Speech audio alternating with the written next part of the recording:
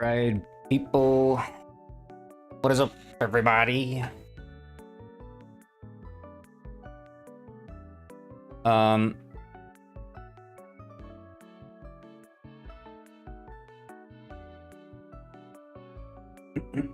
Today we're gonna be doing a bit of a reading.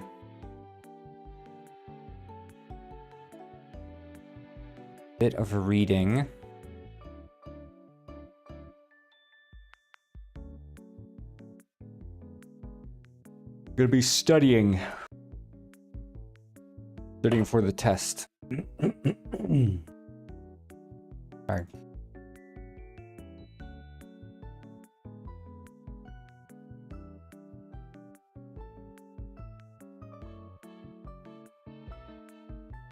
Hello, Lemper Goreng. What's up? No, but we are gonna be doing reading. But first, I figured we should start off with this guy I found on TikTok. We're gonna start the stream off a bit light-hearted, a bit chill. There's this guy I found on TikTok. His name is I don't know his name, but he he's created this alternate universe, this lore for a universe called the Versaverse. And it's interesting because he reminds me a lot of Robber. But what's funny is he creates lore and characters, but he never writes a story. There's never a story. But he's introduced, you know, however many characters. Let's say he's introduced 10 characters or something.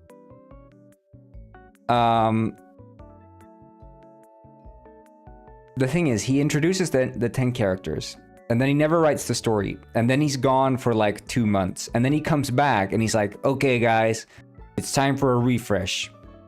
Now, we're not gonna do character introductions. Now, it's gonna be lore presentations. And he just reintroduces the same characters again, but this time like wearing a wig or whatever. And I just thought we could watch one of these character introductions together. So let's just enjoy this. This is, yeah, character analysis.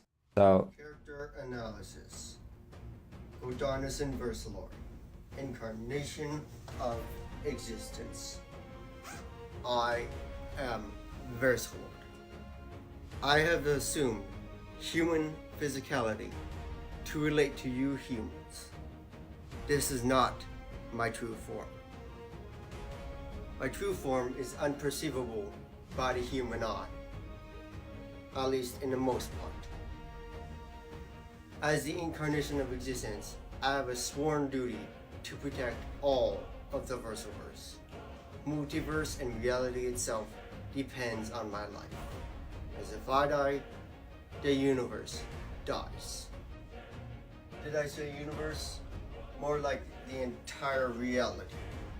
Now, oh shit. So yeah, I mean, you kind of get the gist. Every single character is like some god or something, and they're all like related, and they're all like, you know, the incarnation of humanity, or the incarnation of death, or the true existence of nature. So they're all like some character like that, and he's got many of these, and they're all really good. So I recommend, if you guys have like some free time, go check out this guy on TikTok, because his lore goes hard. What's the bug, Jinder Robo?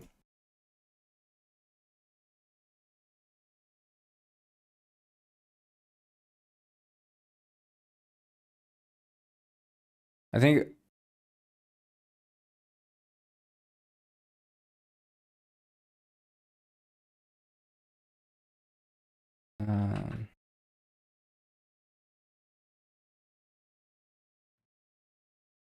okay, yeah. Did you go walk through a door and end up there, or is it you fell through the elevator? Okay, yeah. Did you go walk through a door and you fell through the elevator, right?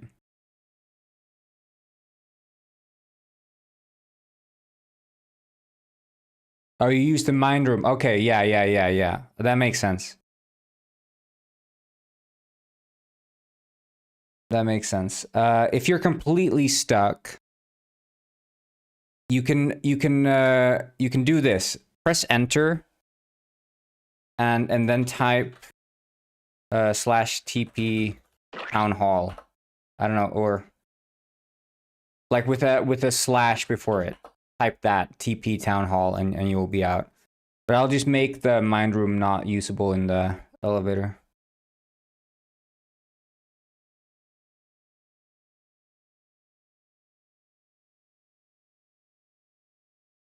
Yeah. That'll take you back to the surface. Character analysis. Versa the creator. Hello, I am Versa the creator, and this is the beginning of the analysis series. What is the analysis series? The analysis series is a rebranding of the introduction series, but with some changes. There will be more details answered for each and every character in the Versaverse. The electrician is by the radio tower. By the harbor.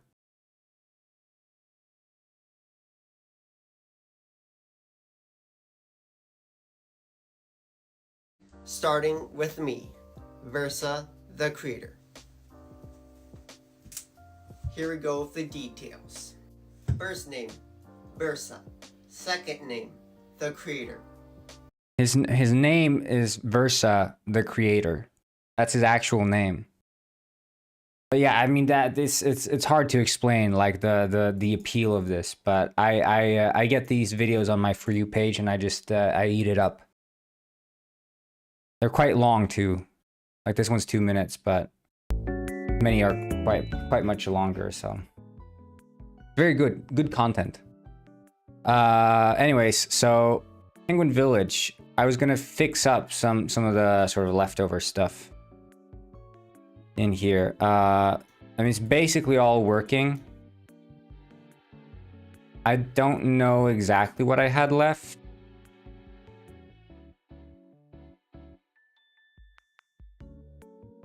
I need to remove all of these, I think. Where's that from? Yeah, that's probably Space Vendor. So we don't need these fellas here. They're going away. Sorry. No Space Vendor in Outsider Detective Penguin.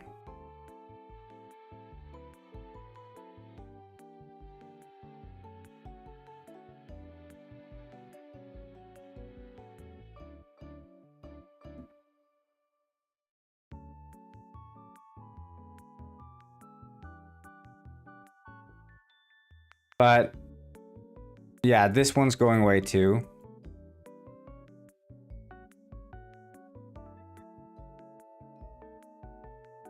And this here is the walking fish area.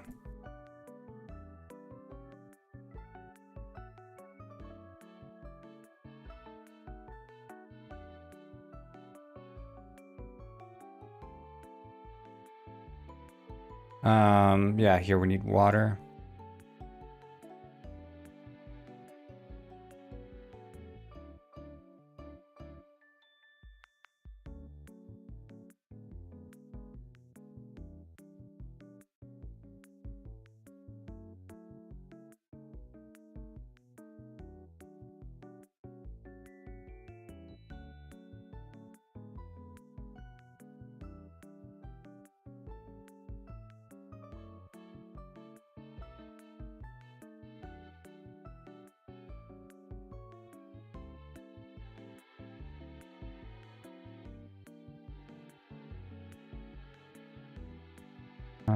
Nice.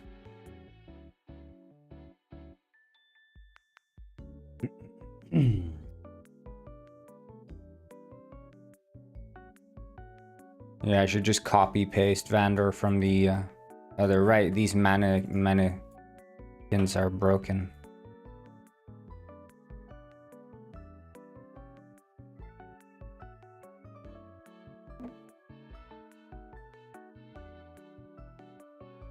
I need to copy the ones I already added.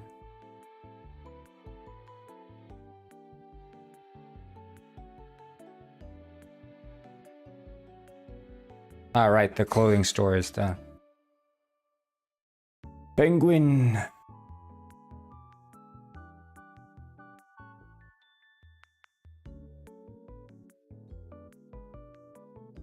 Yeah, so everything, I was gonna go to like a cafe or something this morning, but everything's freaking closed.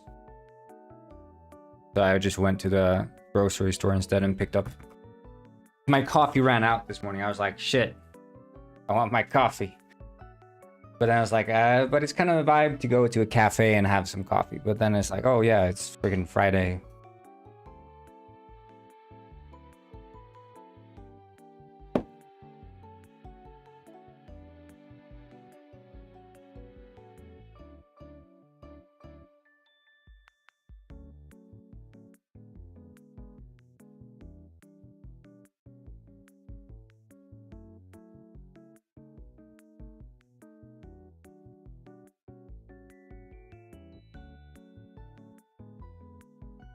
I love coffee. I'm obsessed. And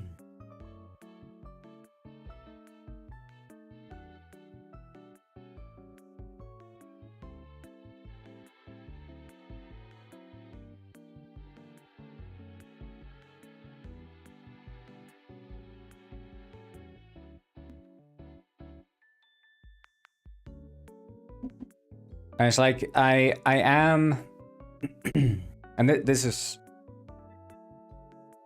I guess, a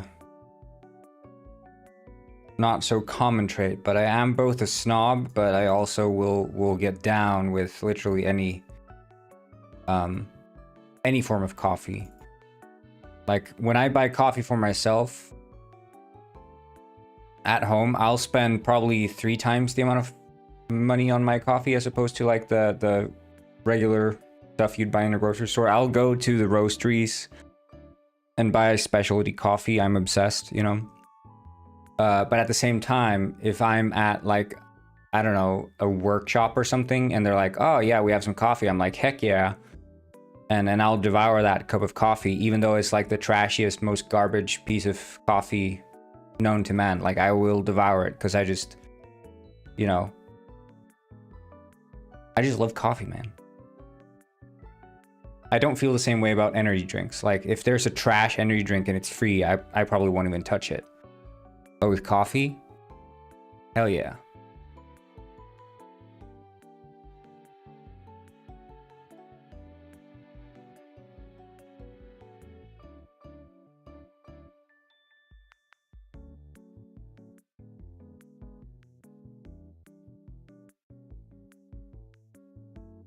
The light map here is broken now. Okay, epic. I just have to rebake it later. I mean, most of it is working. Okay, but that's, I mean, that's the opposite of a snob. The Monster and Red Bull are the OGs and the best for a reason.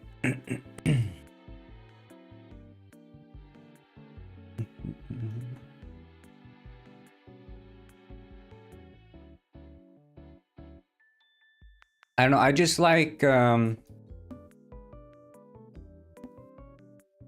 like any food and respect any food or drink where there's an artistry behind it. Where there's a lengthy process to arrive at the finished product. I think all of that is like deeply interesting to me. What type of game are you making? I'm working on a penguin heist game. So it's like a multiplayer physics-based game where you do heists. Wait, did I just remove the...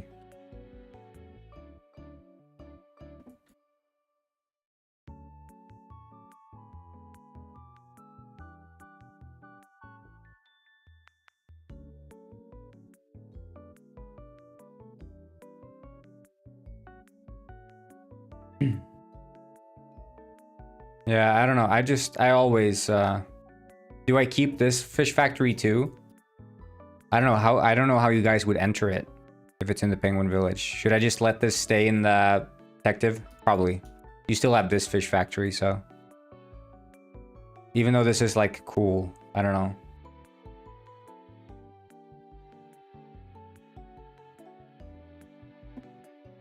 This song is obnoxious. It's literally just a loop. There, whatever. These cat music ones are usually better. No, but I like, you know, everything. Okay, I'll leave this in, but the thing is, how do you even get to it? I mean, obviously you guys no clip into freaking Cucumber Land, so you guys find a way, but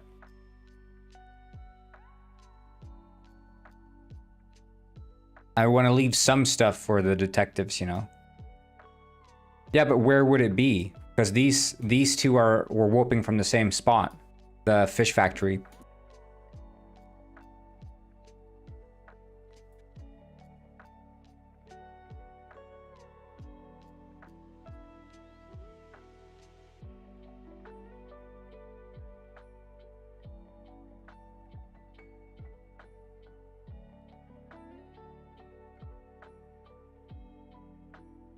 Wait, this is the big manor.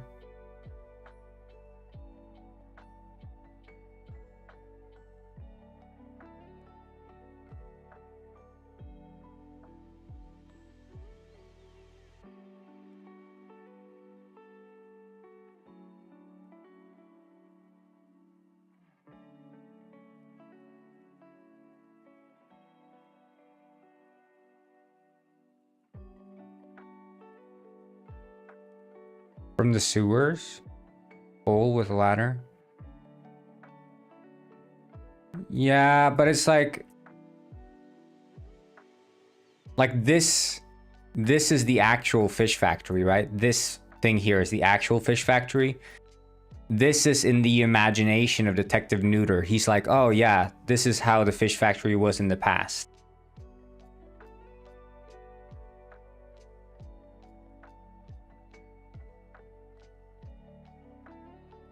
Struggling with penguin beaks?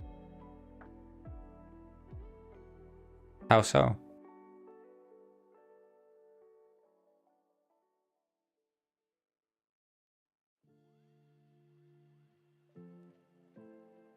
Yeah.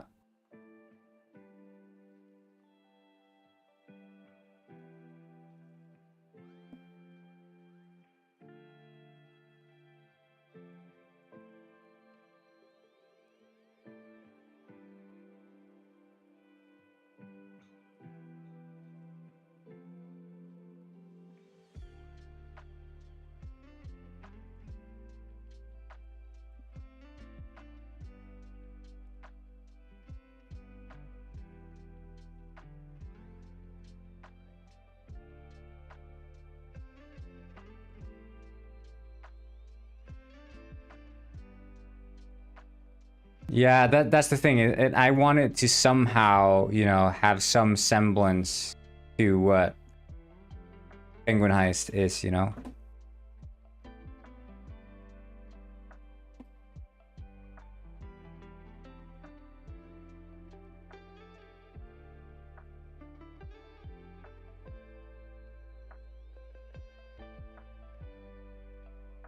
Yeah, all the bookshelves are inverted.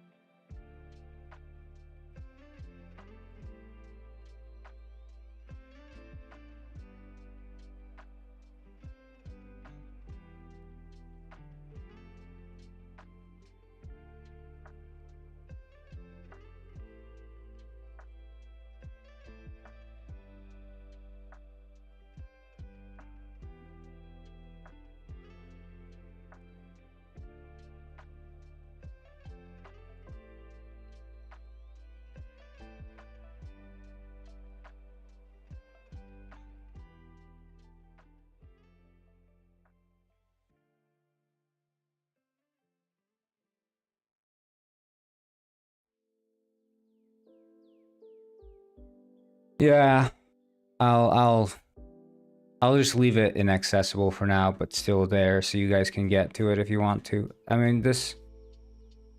I think I could copy paste from the store.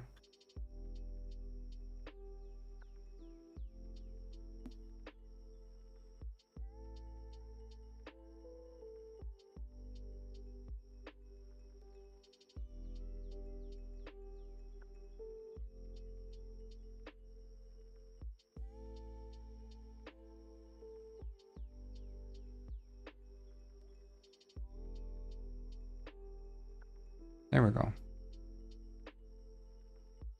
Yeah, for sure. How are you doing, Prosto? Cotilo. Patilo. New Robber AI was fun. Yeah. It's took me ages. Like the entirety of Robber's messages is over 2 megabytes. And in case you guys don't understand how significant that is, it is very significant. Okay, you're with the puzzle, the lemon, the riddle, right?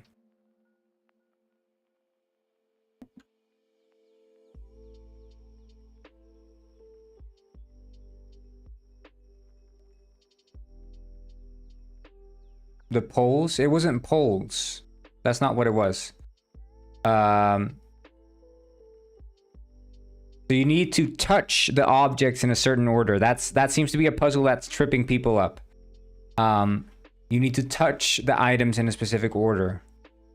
And the order that you need to touch is when life gives you lemons, that's the key. Trust your eyes, the mirror never lies. So lemon, key, eye, mirror. Touch it with your flipper, listen to the click, touch it in that order.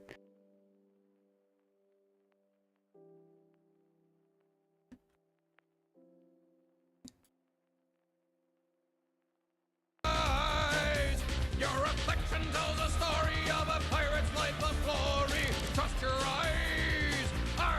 The mirror never lies. Yeah. Something like that.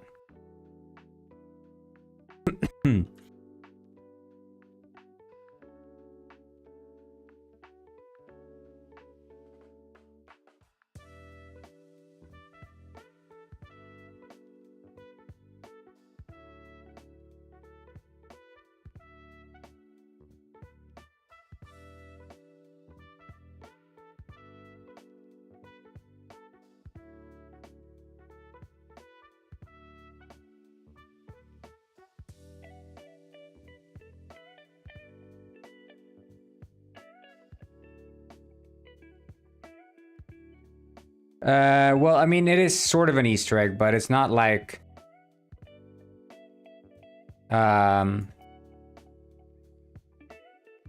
It's not only an Easter egg. It is a riddle, too.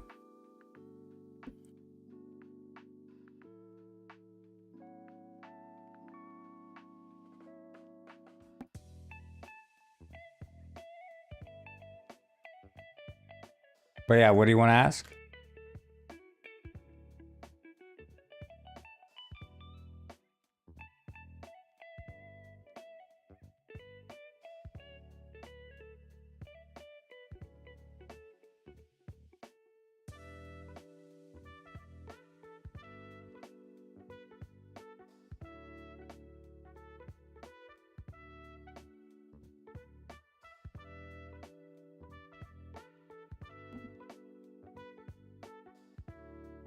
Pretty much.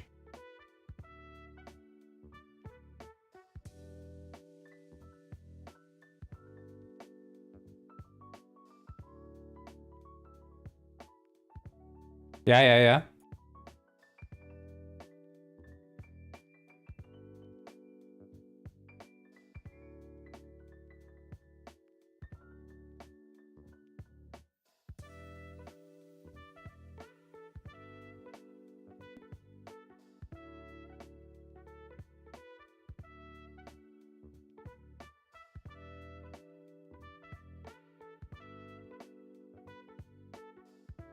Well, I mean, I worked a bit with cutscenes for Detective Penguin. I think having like some, you know, generalize it as much as you can, have it working like clockwork, and be able to like go in and out of cutscenes easily, you know?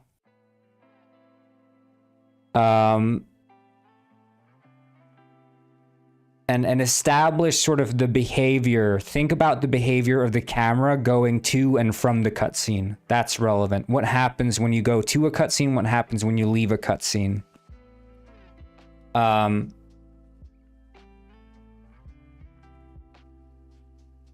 I think that's like the most important part. You want to have it be as generalized as possible. Just be able to like plop down a cutscene wherever you need it. And be able to like access the cutscene when you need it too, for like debugging purposes. My game's called The Greatest Penguin Heist of All Time, Uncle Richtofen.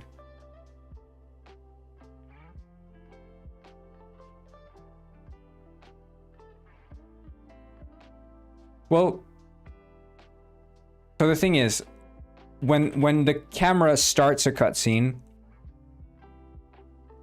there is a transition to the cutscene. And when the cutscene ends, there is a transition away from the cutscene.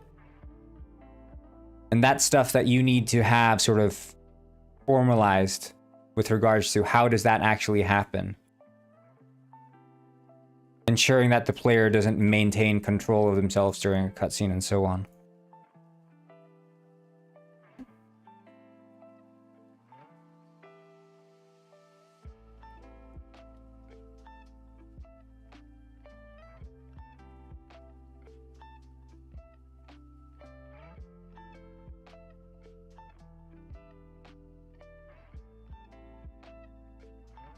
Jinrobo is stuck in dialogue screen.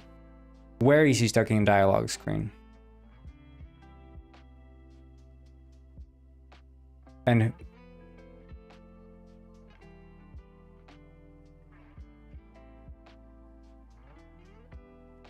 oh, awesome. Like like a villager.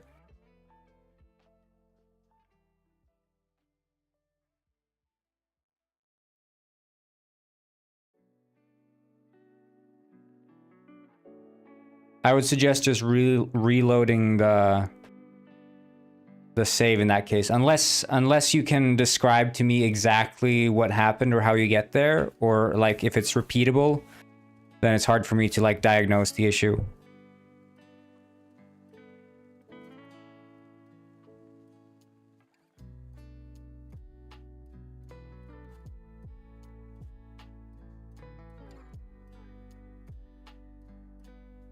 Yeah, sliding and hit him. But that only happened this time. It hasn't happened before, I assume.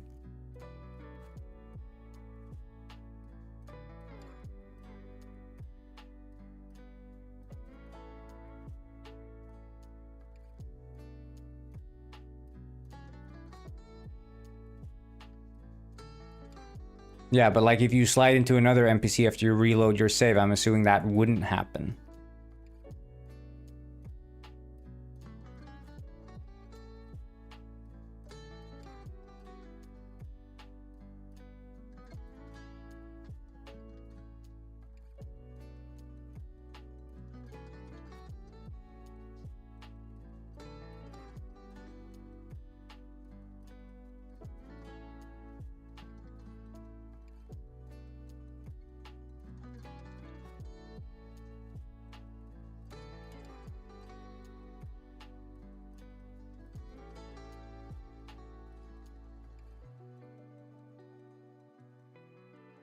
You hit another NPC and you're stuck again.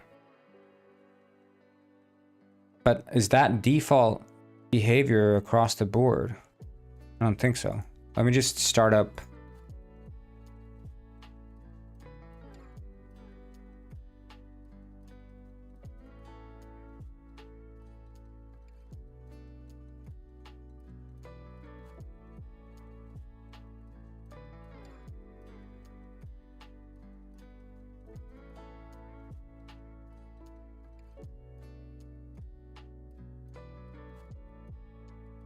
Your screenshots? Yeah, I was checking out the screenshots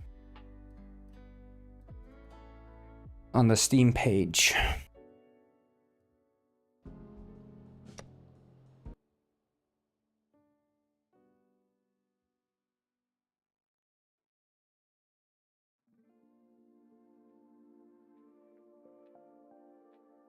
Because you've been able to punch penguins before Lysander's quest. It's only after his quest that it's been happening.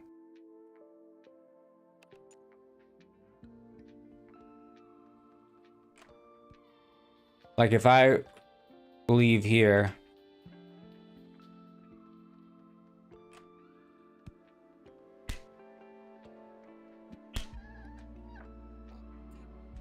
Yeah.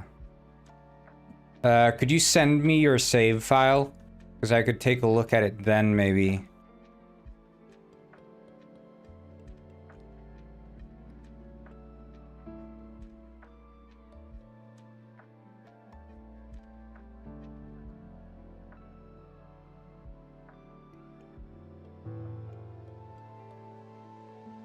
Unless I finish Lysander's quest. I could speedrun his quest. It's whatever. I'll just speedrun his quest and see.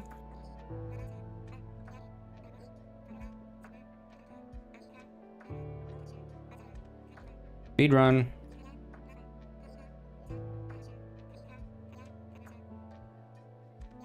Just turn on the...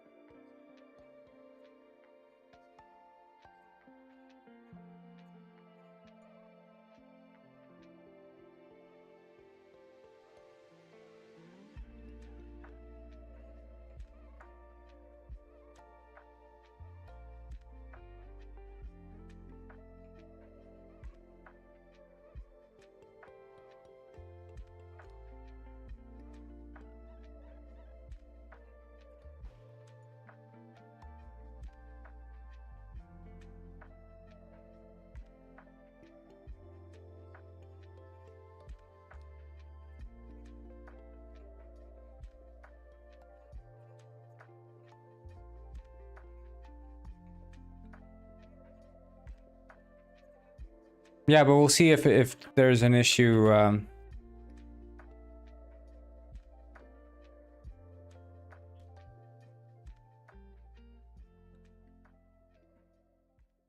With like this version or something.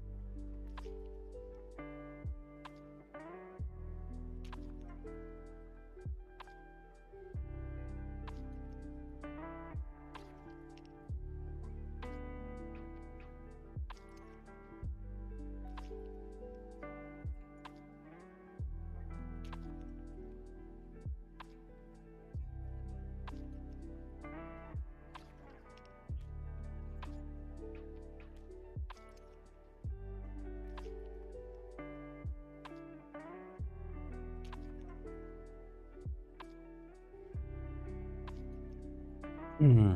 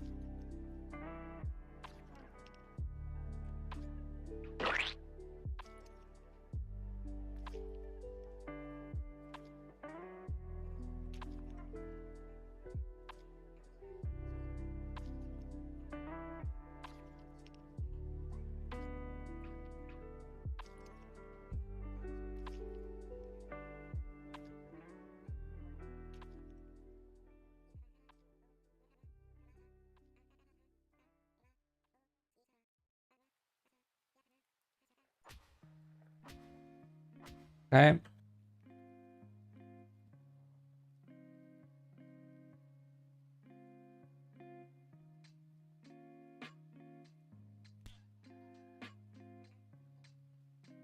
Yeah.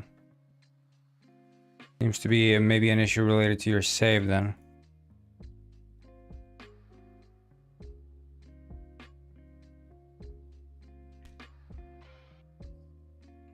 Why no bank? Well, there's gonna be a bank in Penguin Peaks. Yeah, could you send me your save file? Your save file is in, yeah. Just send that and I'll take a look at it when I can. I'm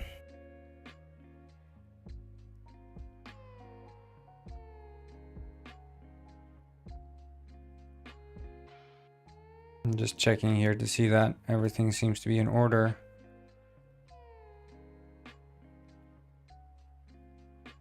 Yeah, it's just this terrain here.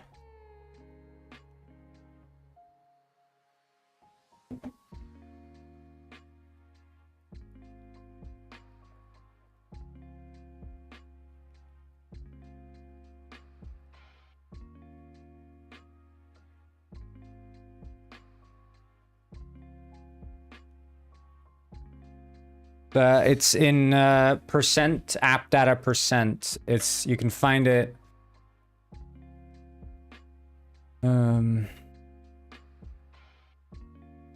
You go to app data, your user, your username, app data, and then to local low, and then you find fish soft, and then it's under Detective Penguin, and just send. You can send, you know, the DP save, all these four. The main 0, main 1, and auto. I think there might be main 0, 1, auto. Yeah, I think those are the ones you send.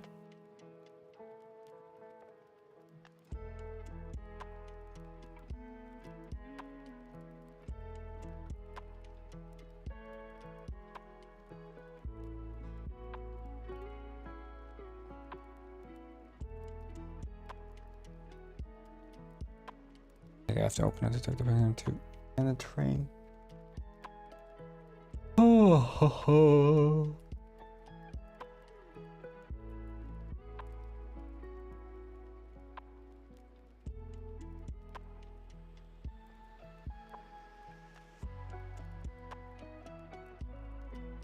Yeah, I had that burger yesterday. It was delicious. You know, we're starting to get some sun here in Iceland. You can be out in a sweater and not get so cold. Except your hands, they'll get cold, but there's just some vibe about eating a burger in the sun. What can I say?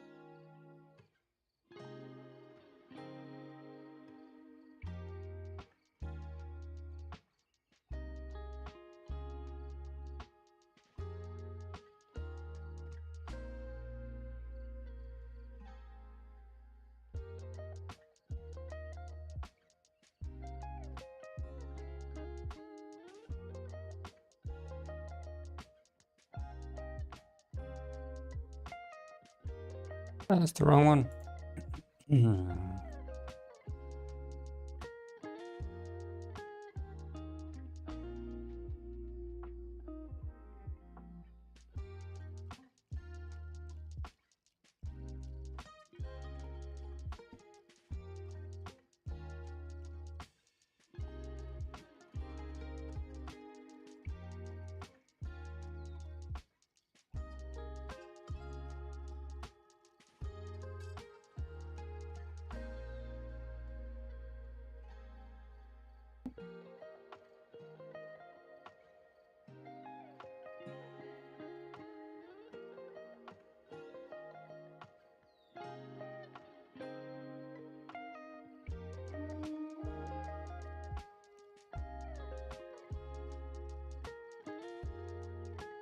What do we know about Penguin Peaks? So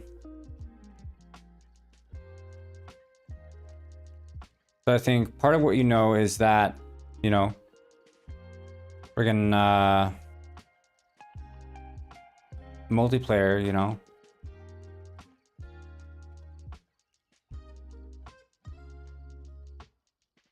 And owning house, owning cars. I think confirmed job, at least fishing. For sure. Delivery driver, I think I want to do. I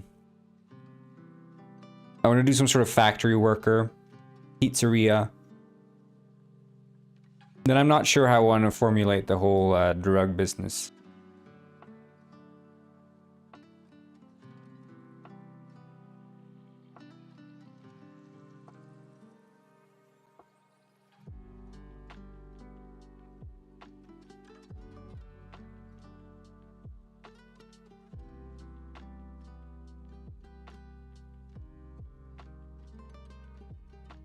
But it's not going to be in the snow. That much I can tell you. There will be probably snowy mountains, but it's not going to be in the snow. Trying to step away from the snow.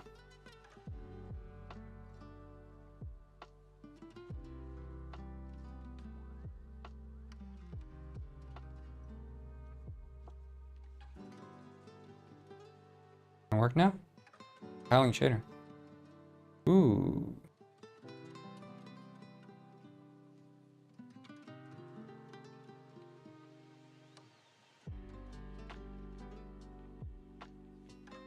But like, I imagine... Yo, that looks really good.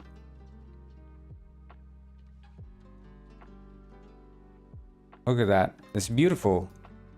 Echo Island. Just like I remember it.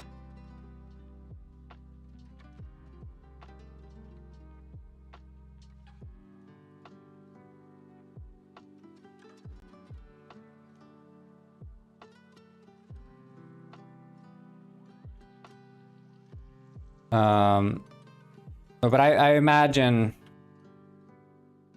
you know, you're standing outside Penguin Peaks and you have this sort of, you know, welcome to Penguin Peaks sign. Not in the sense that it's a freaking spooky Twin Peaks town, but that sort of sign. I'm just envisioning that as you're driving into Penguin Peaks proper. So maybe there's like a town and then a mountain beside it or something.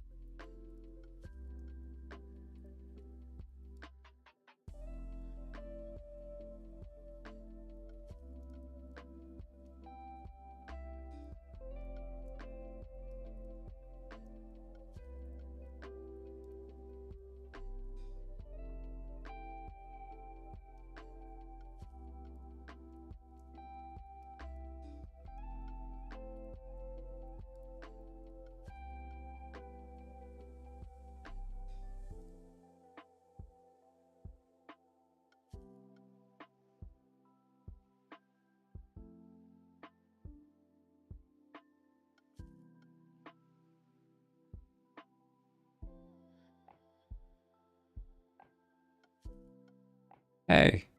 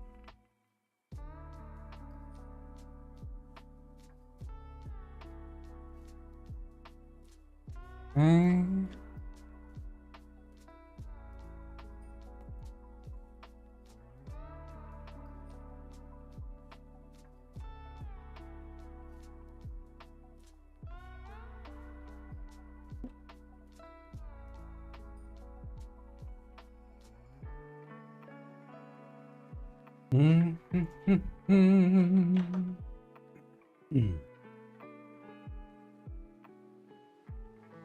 Gonna have to get baked again, but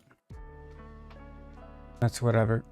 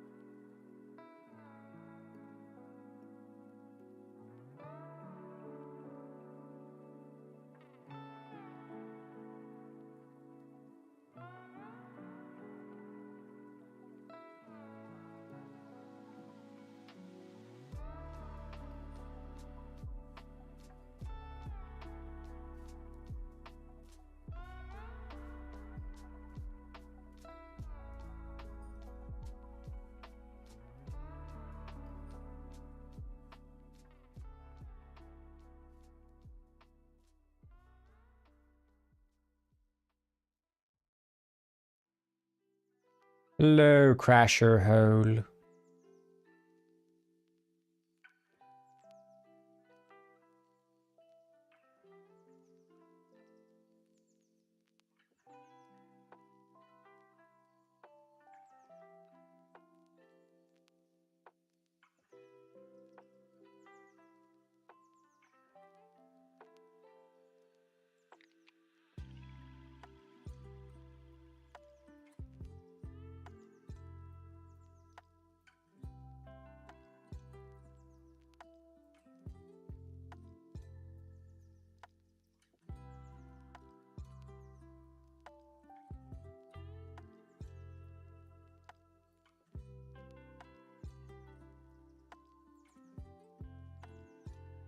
Okay, seems to be working fine.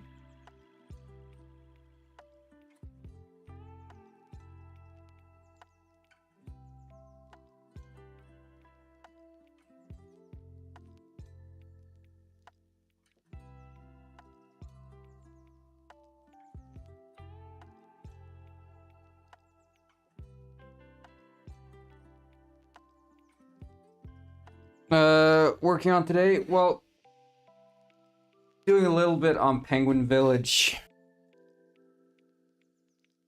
Fixing a little bit.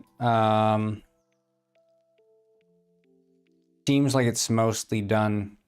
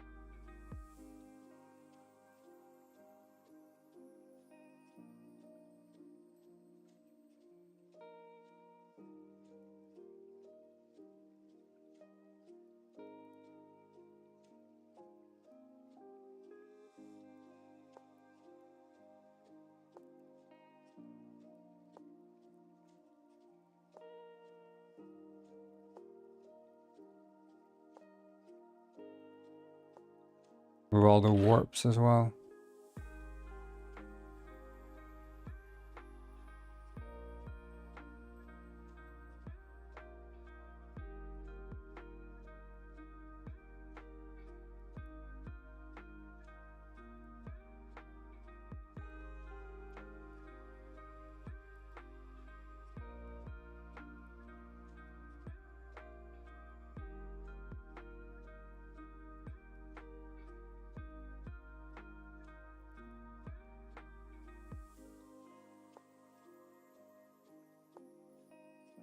I don't know if these are working or not. I guess they are. Nice.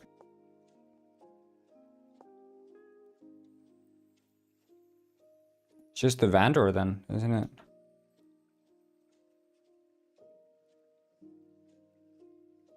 It's the post penguin. Ah, shit. But that's going to be missing for all of them then. So...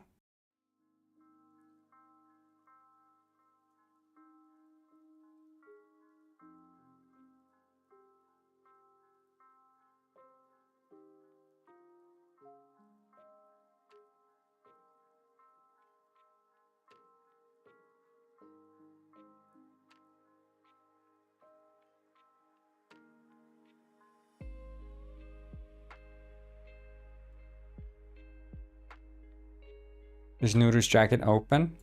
Yeah, I think so. Are you drawing him?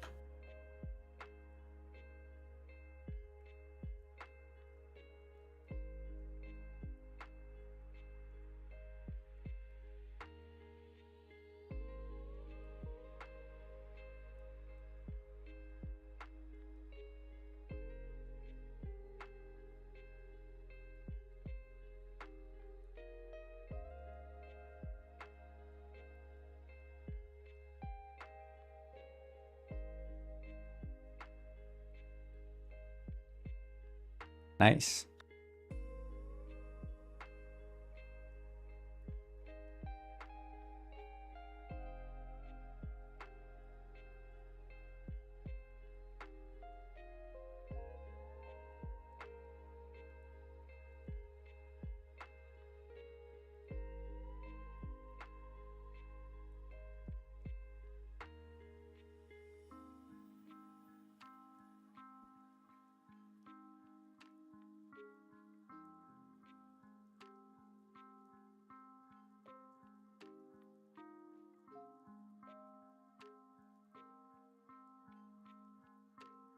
Yeah, I just I tried to get fan art, so that's why I made Detective Penguin.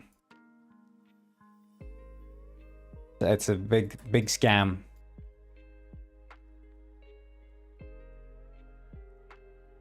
But then Jack Black, Blackjack. I keep saying Jack Black. Too much Minecraft, am I right?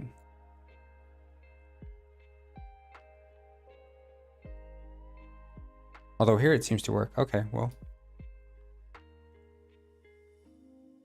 But this one's broken then. Yeah.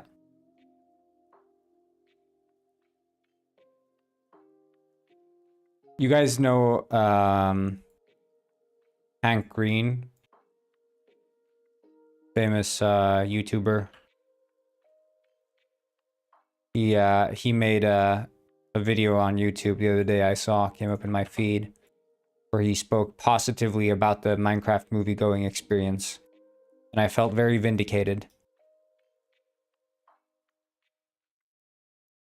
He said it was one of the best movie-going experiences he's had in a long time. And I was like, preach. Preach, buddy.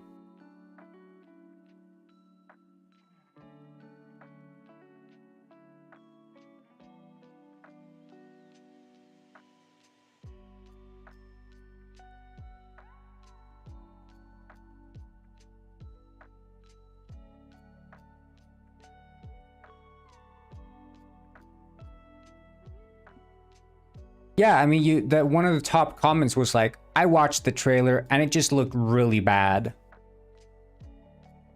And it's like, okay, buddy, but you didn't see it. You didn't go and see it. And then it's like, ugh.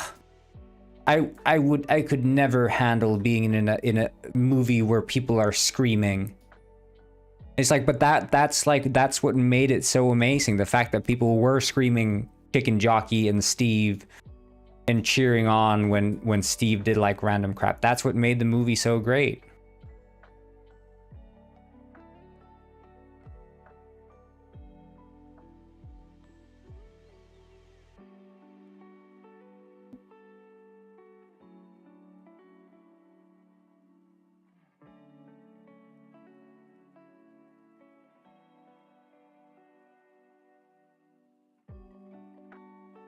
I mean, any programming language is worth spending your time on, because it's like you're not getting into like, you shouldn't pick your language because of its viability in the industry or whatever, unless you're actively looking to get a job at a AAA firm. If you're an indie dev, just use whatever language your engine uses.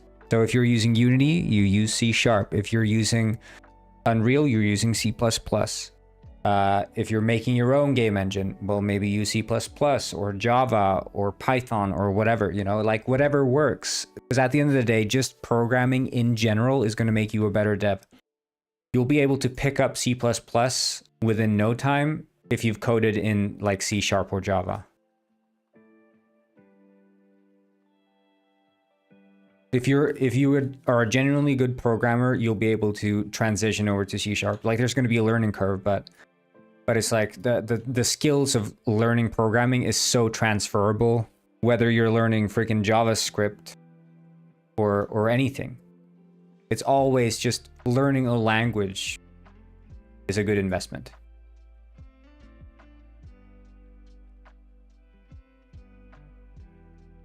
So don't think about like what language you're learning. Just think about learning a language or languages.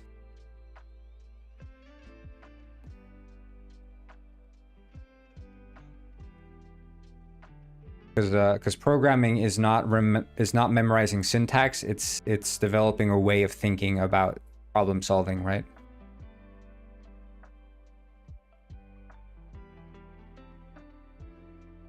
I think it's all there now.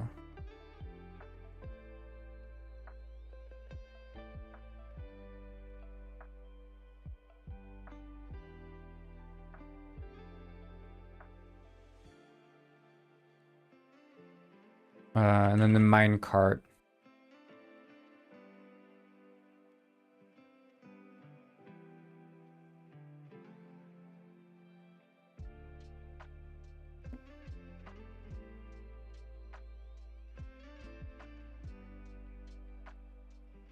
But as far as, you know, if you're worried about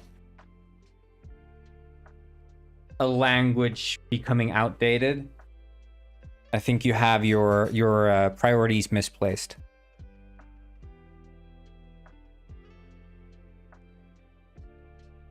But as for C#, like C# is never gonna be out of date. Like it's always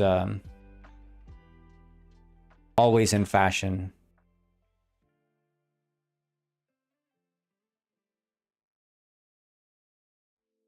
It's just sort of hitting the right balance between low level and high level, according to most game developers.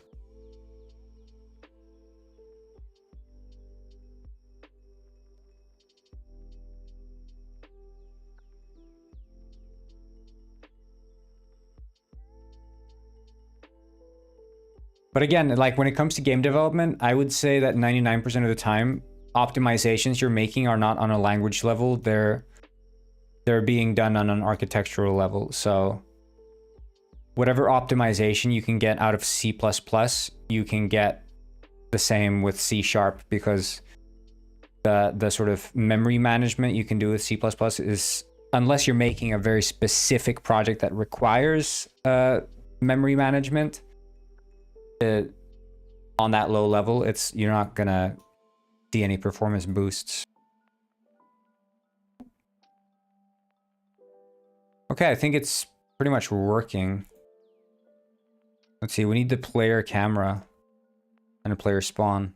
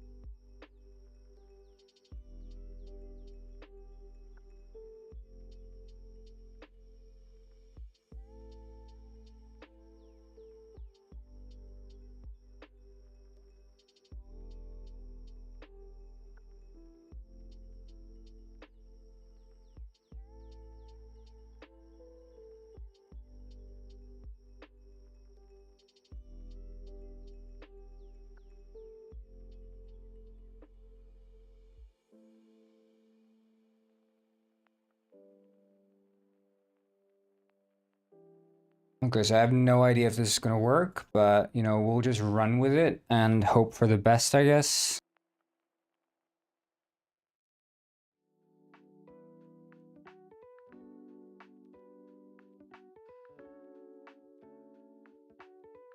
Then after this, we're gonna be reading through the documentation on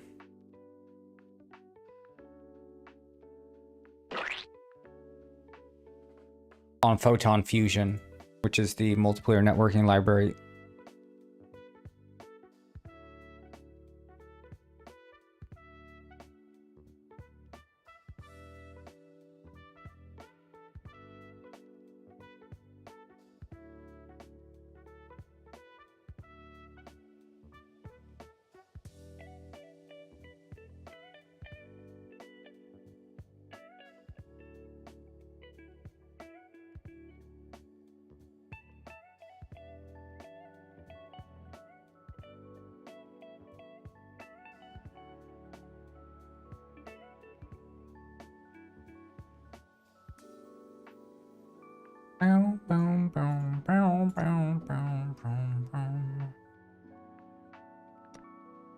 Let's go, Penguin Village.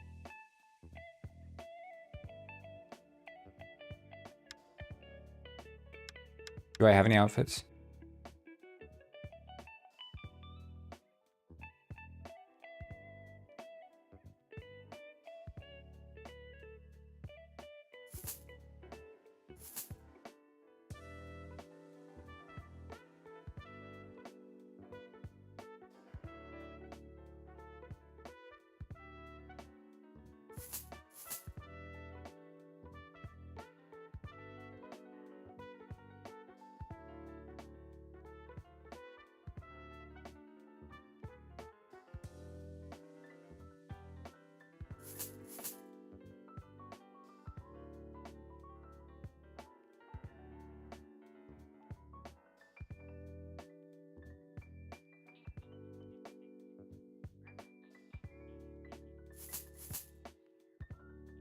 Here we go. How's that for a outfit? Looking schmexy.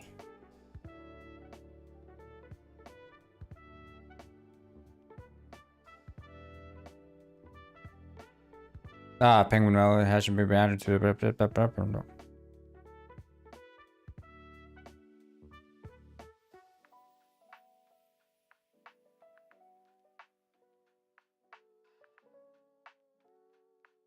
I hope it saved my outfit.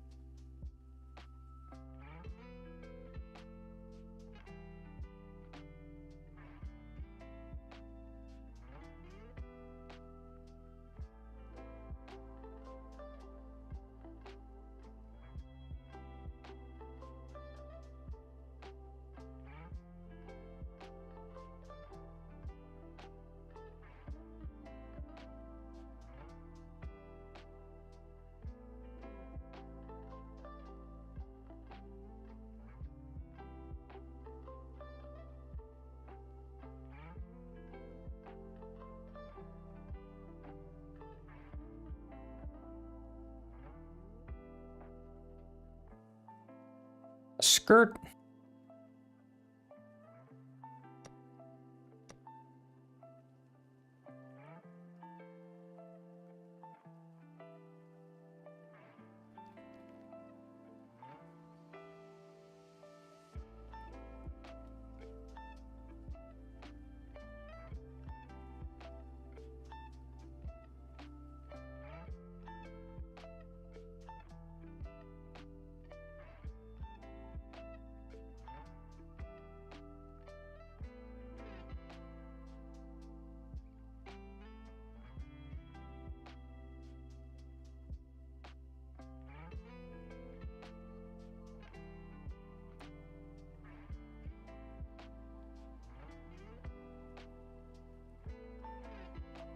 Yeah, so definitely some bugs here.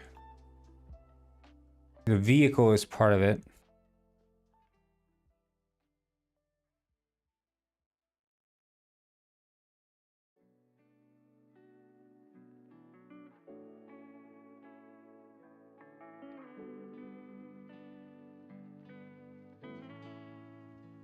I guess we'll have to now you also have FPS drops. But you had played for a long while without them though, right? So there was this, I was getting FPS drops one time, but that was not related to like normal gameplay. So what?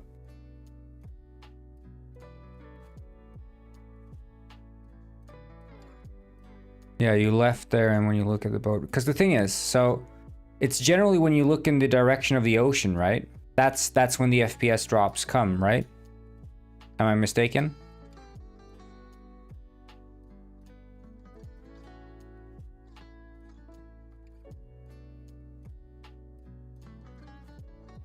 Like they're greater when you look at the in the direction of the ocean. Could you pinpoint for me, like if you swim out into the ocean? So what I noticed one time, okay, was that there was a cube. A cube had spawned in like way over there. And oh shit, okay.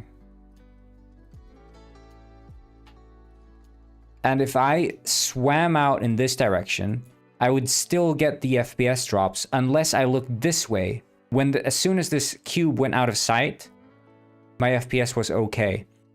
So I just kept looking left and right, and I would see it would drop, not drop, drop, not drop.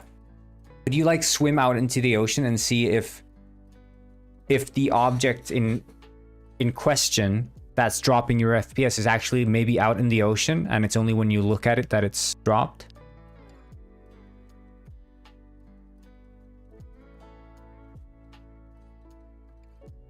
Because that might be the case.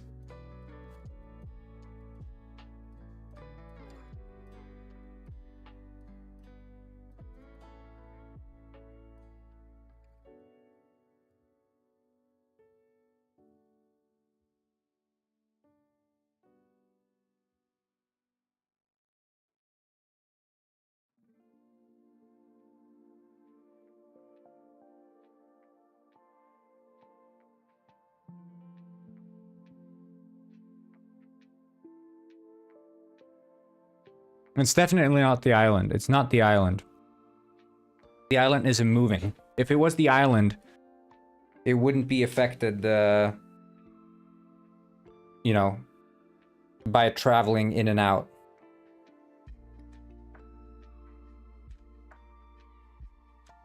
Something happens when you travel in and out. There is something out in the ocean. I just wish I could see what. So something randomly spawns like far away in the ocean, I would presume. Because I found a cube out there.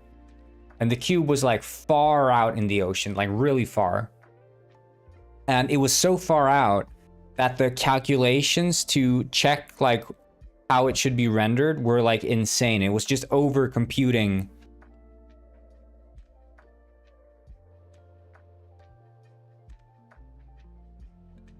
Just everything.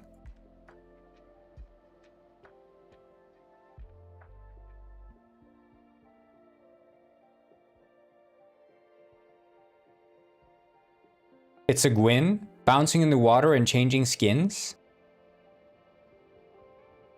You found it. So when you look at it, what do you mean it's changing skins? Is it changing the lighting? It's like flickering. The lighting is flickering on it. What happens if you pull it in? Can you like grab onto it and pull it back in?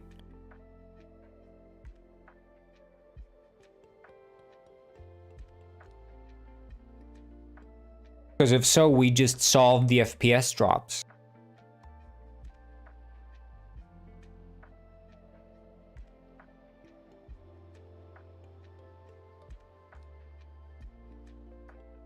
It could be all of these freaking penguins floating out into the water, and when they float out far enough, that's when the FPS drops start happening.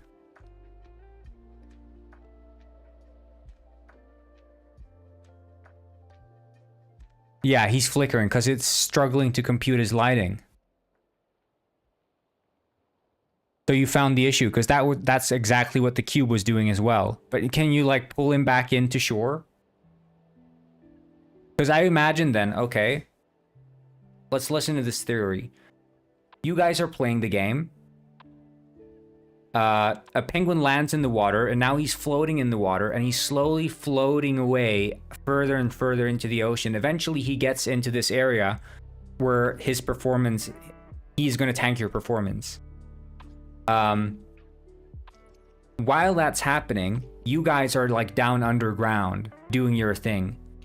And no matter where you look, he's not going to be in your field of view because he's out in the freaking ocean. So he's not going to get rendered either way. But when you go up to the surface, now he's getting rendered. So that's why you guys are seeing the FPS drops when you're out in the open. And when you reload, of course, the NPCs get reset. Okay, well, Alice, you solved it. Nice. I'll try to fix that as soon as I can. I'll just have to put like an invisible wall that blocks the penguins from floating out into the ocean. Oh god. Is it the entity that's... Or is it the post penguin?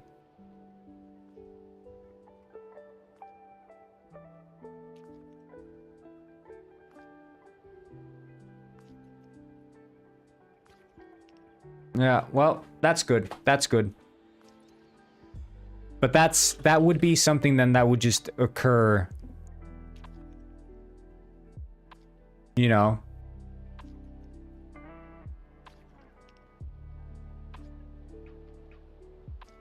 As time goes on.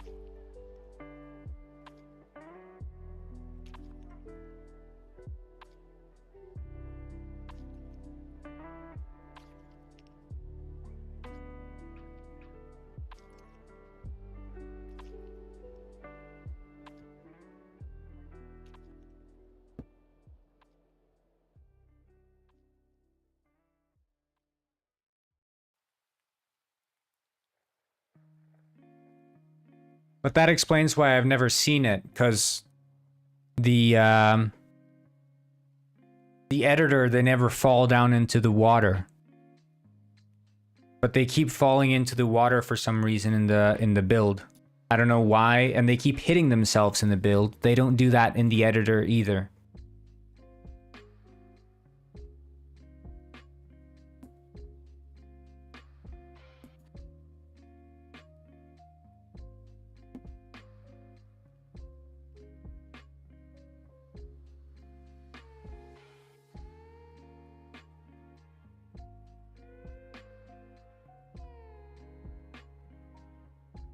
Okay,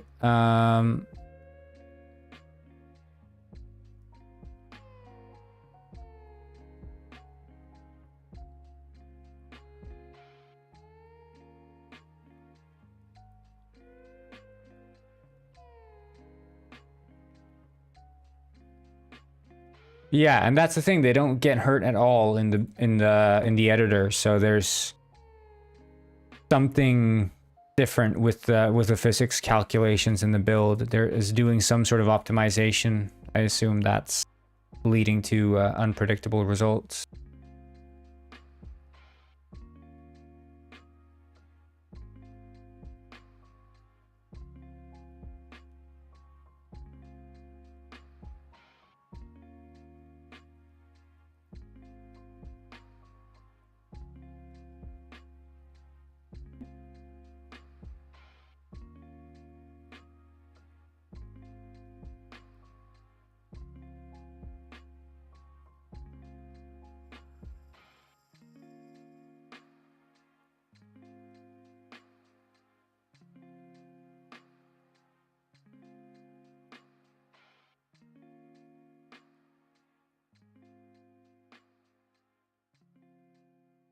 It's going well. It's going well. We just found a big bug.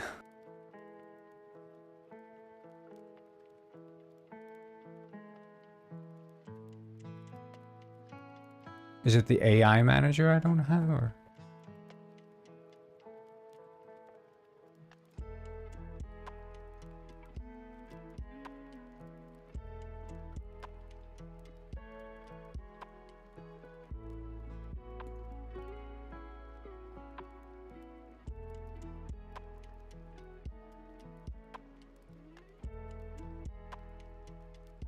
Right, right.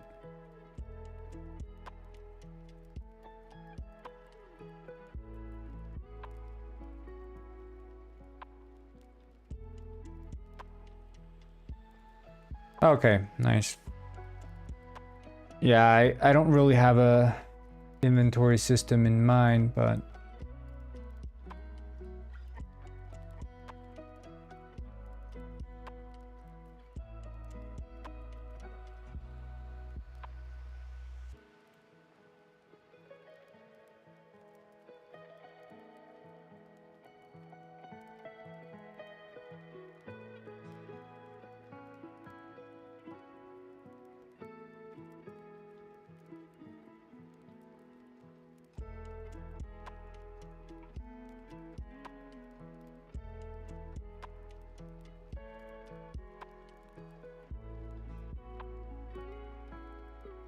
yeah, I don't know.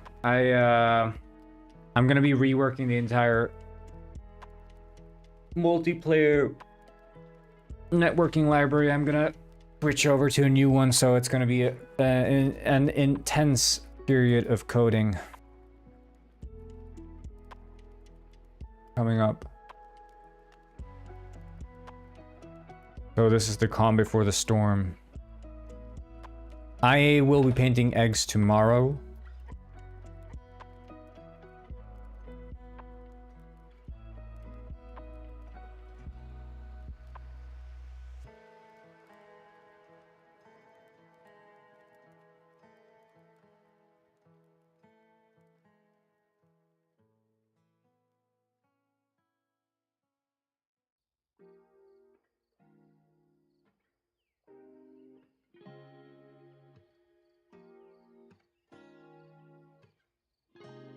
I was using Photon Bolt, but now I'm going to be switching to Photon Fusion. Because I'm going to be upgrading the entire project to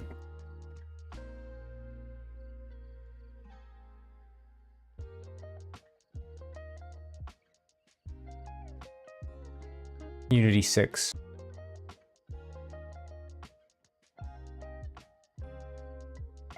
And Photon Bolt is old and deprecated. Yeah, you can go with Mirror. I think that's probably a fine choice. The reason I want to use Photon Fusion is for performance reasons. They've shown to have really good performance and clever use of packet compression algorithms by the looks of it. So that's why I'm going from that. And also I'm used to the I'm sort of already invested in the Photon ecosystem, sort of. I just want to keep using them. And it allows me to potentially go multi-platform with little to no issue in case that ever becomes relevant. It's also nice.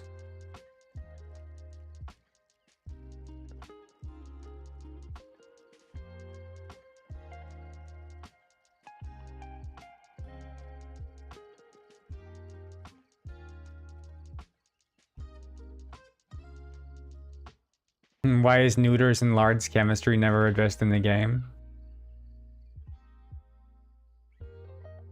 I don't know, man.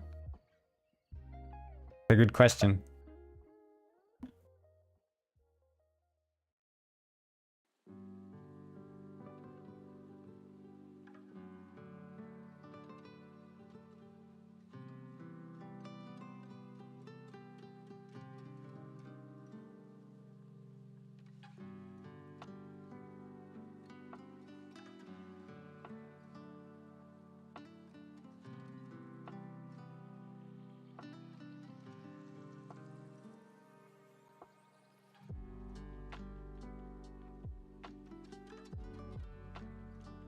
You addressed it in fine art? Let's see.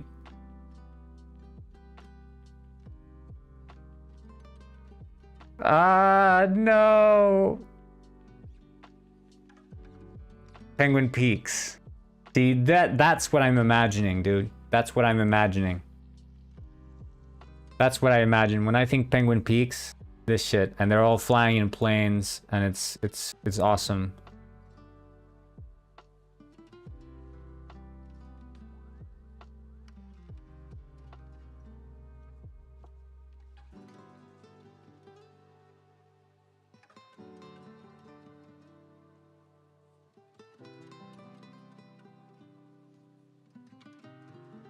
Yeah, I like the Penguin Peaks. Just imagine this, people.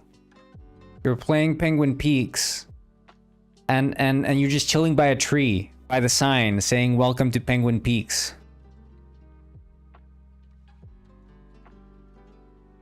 Oh, and it would be fun, you know, the home to blah blah blah penguins.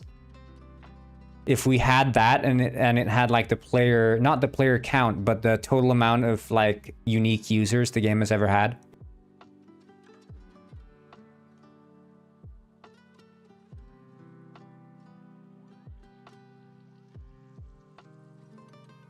That would be cool.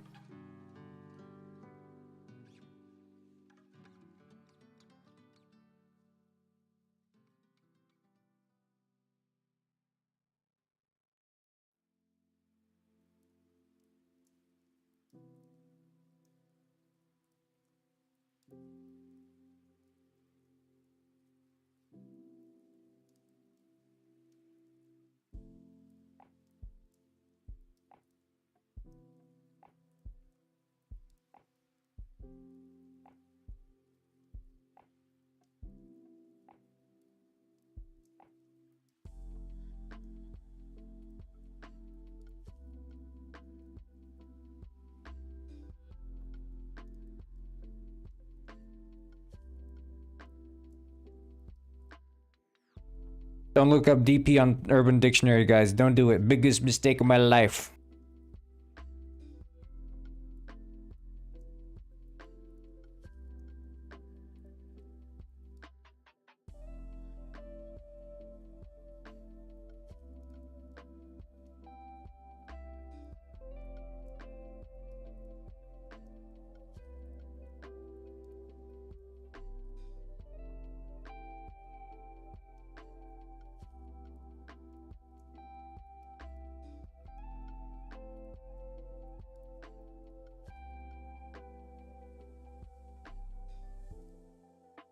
Oh, see ya.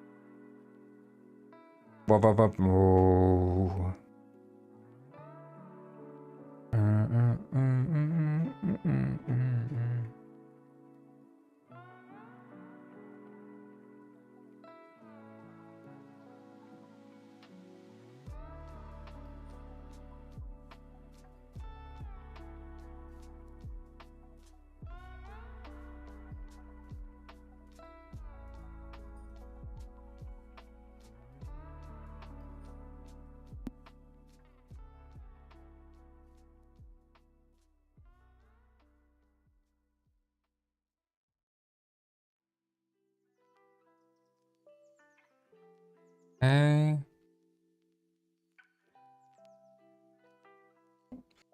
And we'll just tackle things as they come, I guess.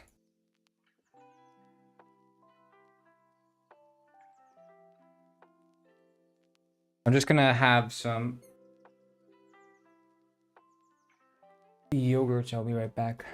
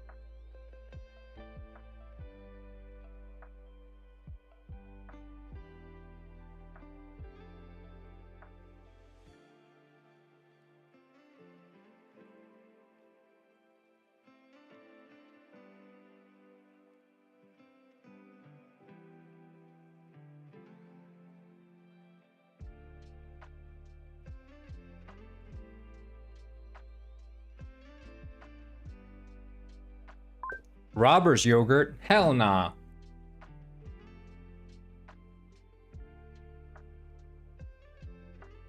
Oh, looks like this crashed. Penguin Pet crashed too? Yep.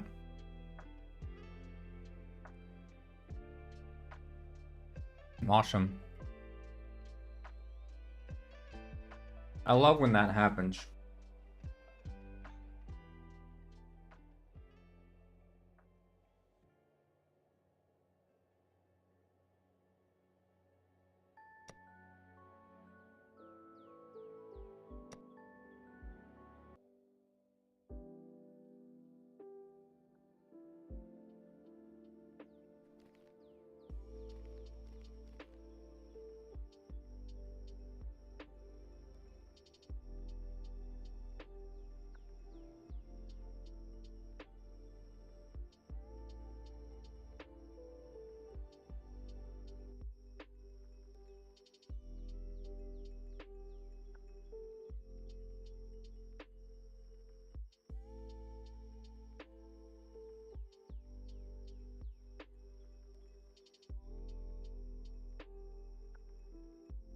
Do it.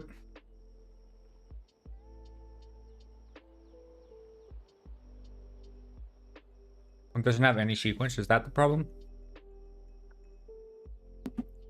Well, like, what is this? Okay, it's trying to find a switch that doesn't exist. We'll set up a sequence. I guess we'll have to,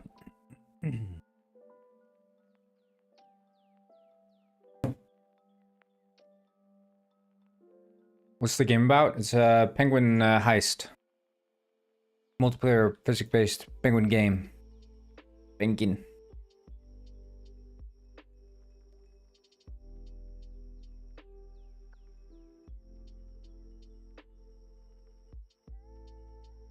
That one has a switch. Boolean. Tracking. Date.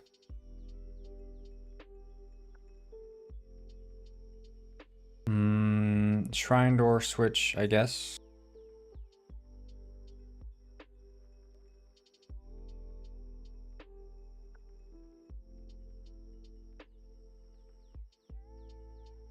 Might as well just do that. Who cares? Nice profile pic, by the way. MSN. Old school. So we'll just delete this.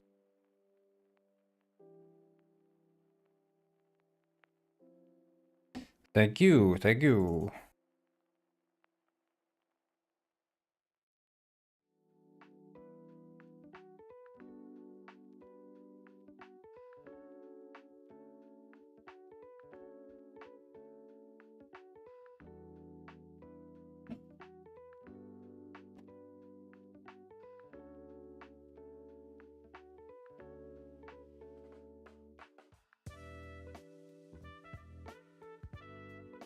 You made it yourself. But it's MSN, isn't it?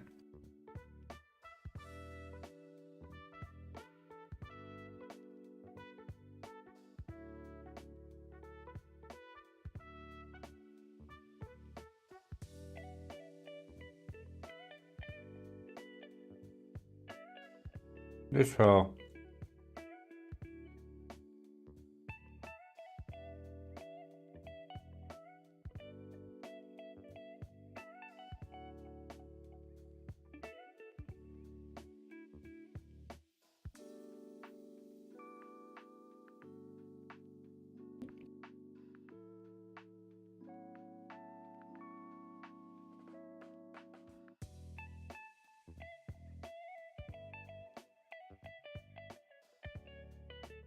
It's inspired by. Oh, so you actually threw it together yourself. Okay, I get it. That's cool.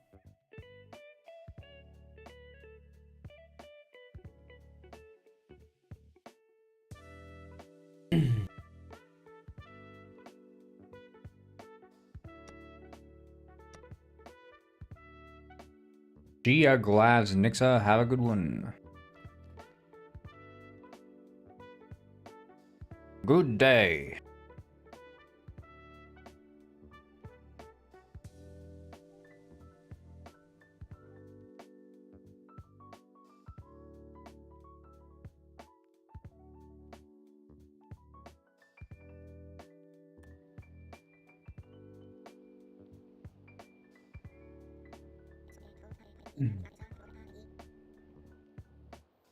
Is it gonna work?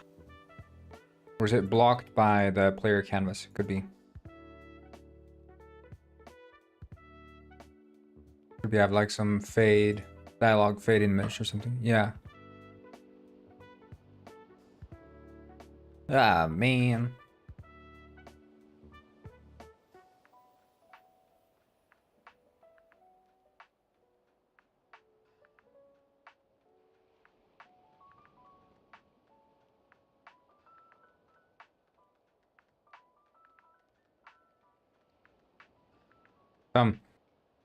A minor struggle here. Is there like many cameras or something?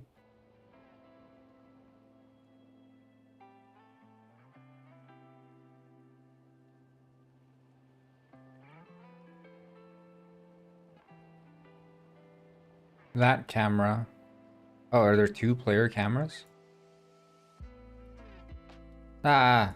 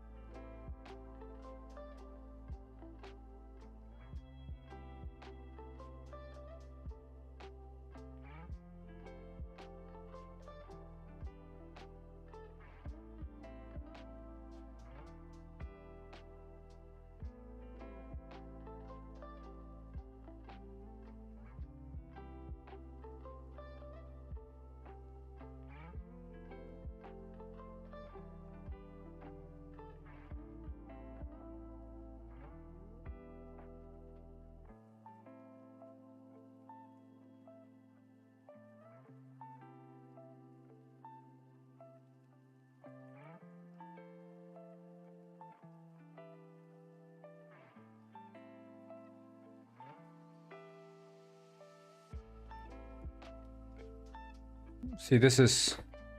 Hey, or just finished the game, or at least the main quest says, but really great writing, cool and funny. I love the part with the giant rock band. That was the best thing that could happen after the scary walking fish part. Hey, thank you. I'm glad you enjoyed it. I think there's, you know... It's the kind of game where I do a bunch of different things, but I try to, you know, not do them without rhyme or reason. Which was the big challenge, you know? Trying to make it all stick together thematically. I'm glad you liked it, dude.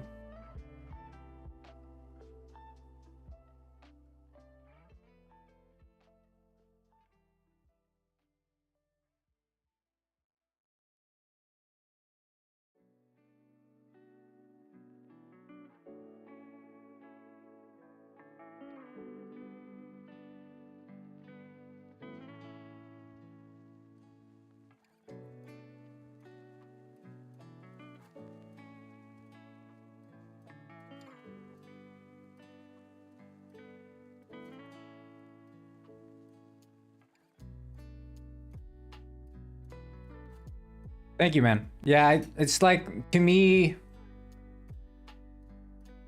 I think I always, when I approach things, I try to think of like, what is my strength, and what are sort of the opportunities I have. And I could make another detective game. I could make another generic detective story with a generic mystery and have that be it. But I think exploring sort of these more abstract points of view is both more fun for me and for the player, I think. So I like sort of under promising and over delivering, if that makes sense.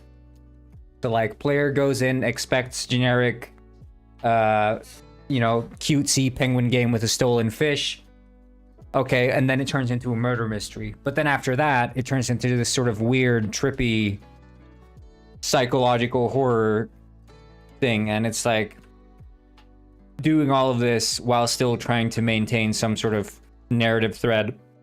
So it's not just like, here's a random thing, here's a random thing, here's another random thing. So I don't know, but I had really fun making it, and I'm proud of it. So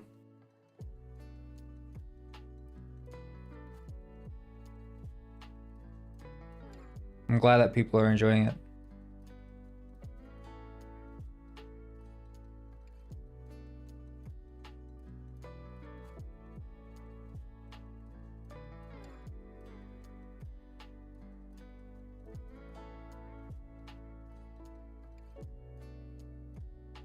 It's also, you know, I just really wanted for a long time to make an actual story-based game. And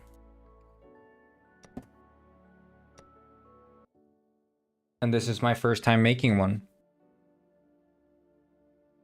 So I had a lot of fun with it. I haven't done like sort of narrative writing in games in that way. But now I know what it takes, and it's a lot of work, man. It's a lot of work.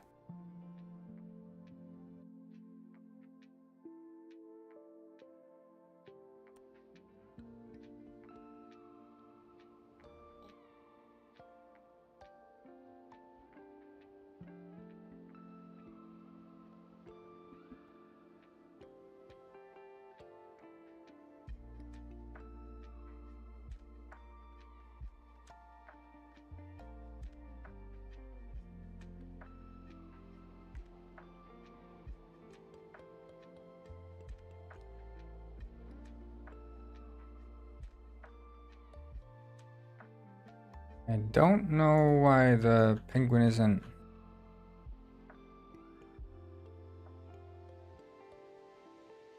Still 2 audio listeners in the scene.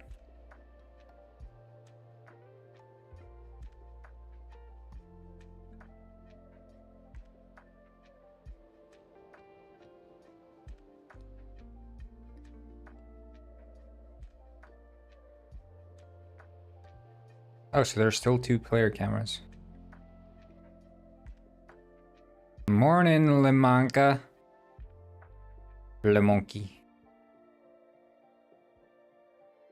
We're just finishing up the Penguin Village in Penguin Heist.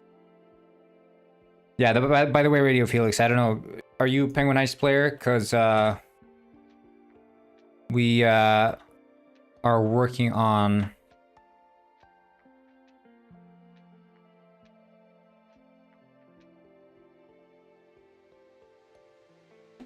transferring all of the Penguin Village stuff to Penguin Heist, and then after that we're gonna be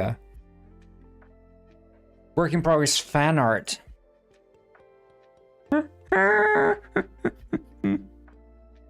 Yeah, mm-hmm.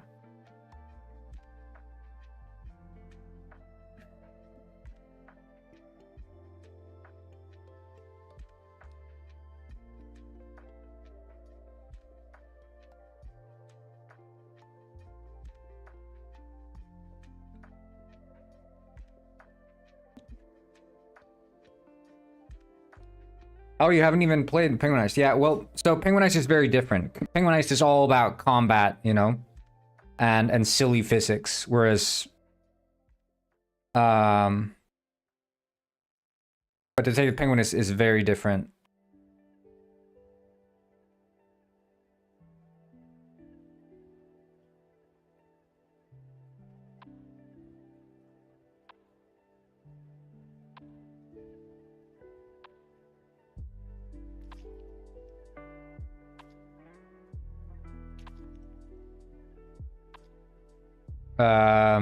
But there is some sort of, you know, further delving, you know, if you're interested in the story. I mean, the story of Penguin Heist is the penguins going up against the Iron Flipper and sort of trying to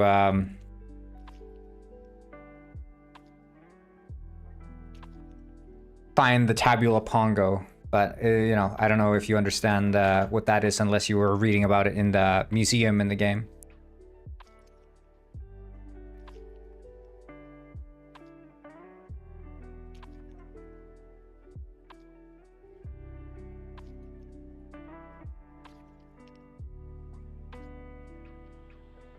Yeah.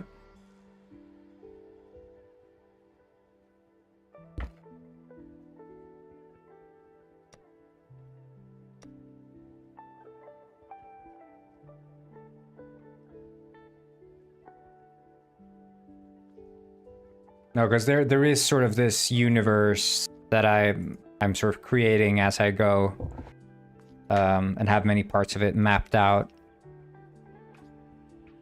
And that's sort of, you know, the idea of doing this really came into reality as I was working on the Penguin Saga stuff. Like the concept that I have Penguin Heist and I have these penguins and I might as well just like create this universe. Okay, it seems like it's working now. New Penguin Village.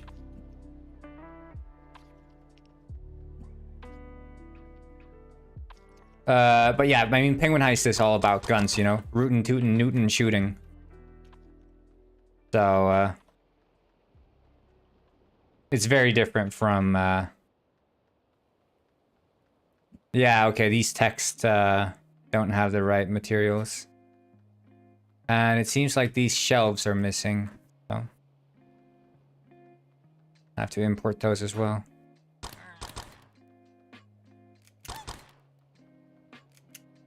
Yeah, just the two of us.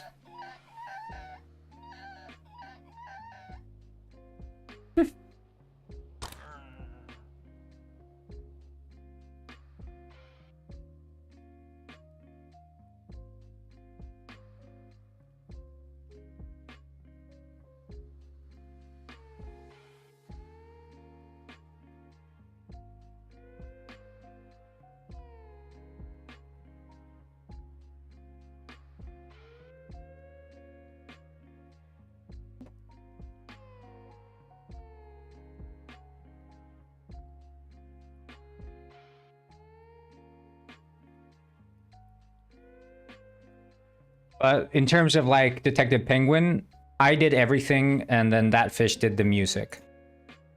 So that was sort of my own narrative and everything.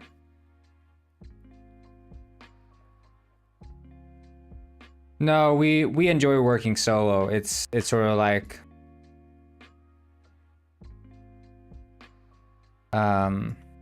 how do you say? You know, we try to scale the projects to the size that allow us to work solo. It was never an interest to us to start taking on more people because it's sort of like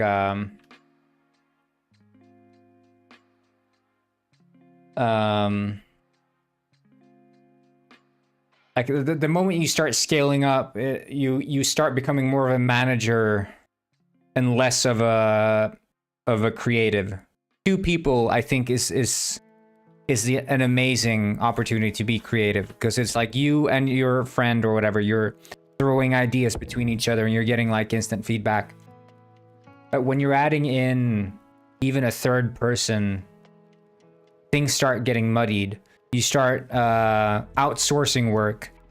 You just have to like manage, and you just feel like a freaking entrepreneur as opposed to like a game developer now. Like, I love making stuff, so why am I gonna have someone else making the stuff that I like to make?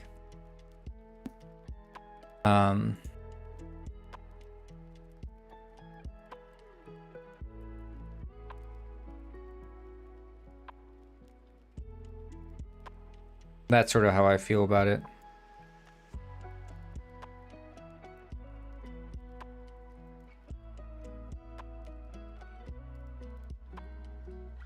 But I think it's good to have a second person on a team to not get overwhelmed and to have someone to discuss ideas with.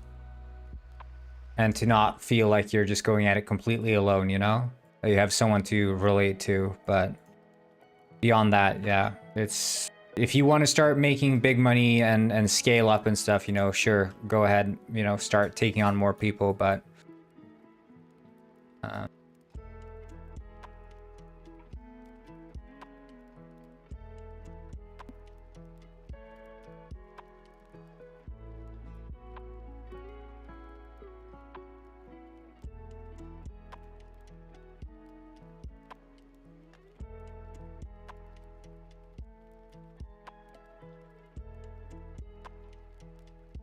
Wait, right, it's the texts. And then also, yeah, we fixed that already.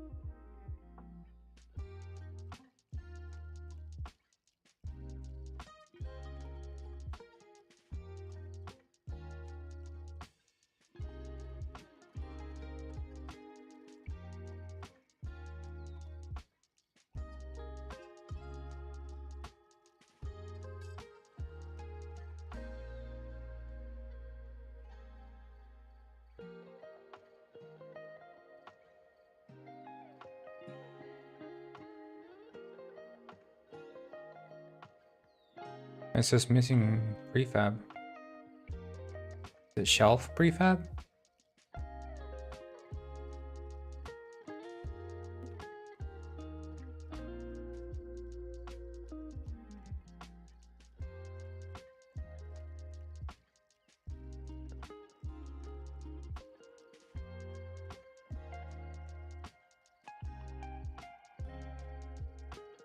No. Weird.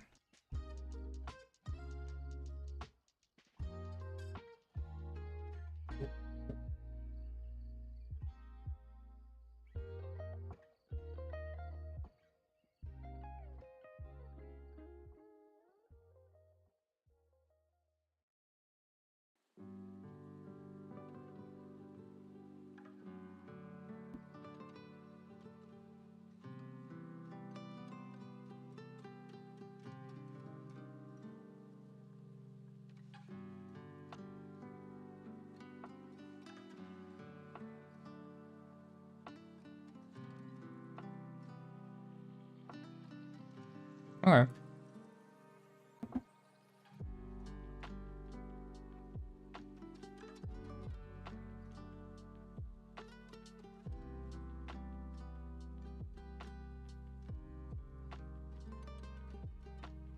Okay. Pretty good. It just doesn't have the spawner. But I think this is good for now. I think we'll synchronize this.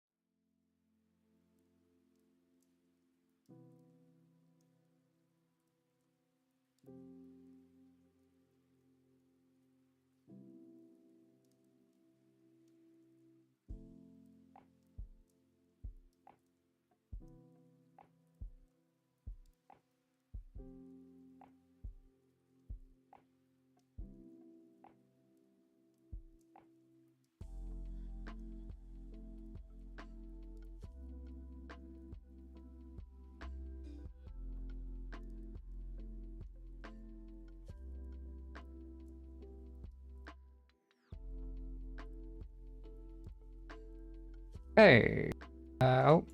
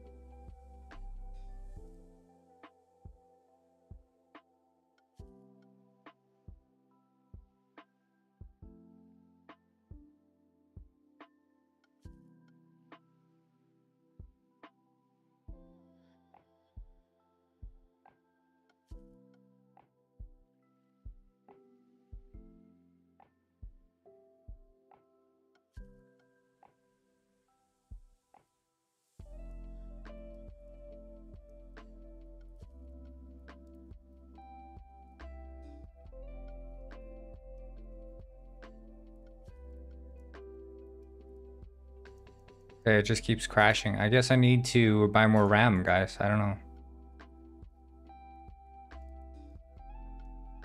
What can I say?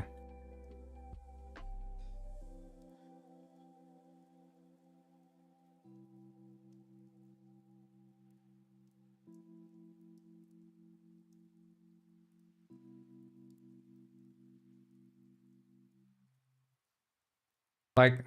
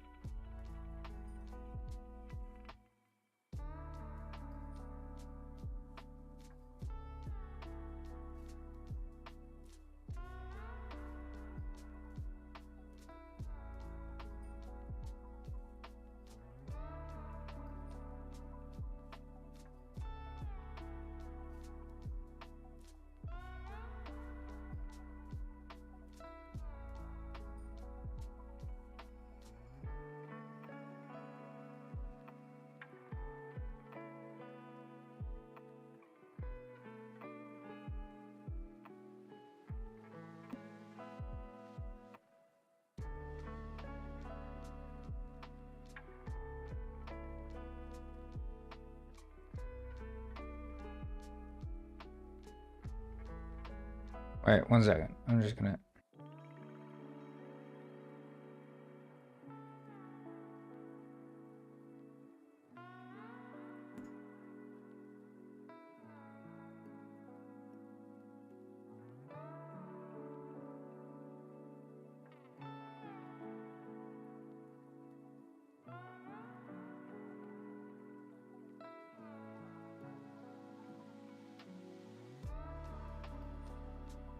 The Discord, you can just do this.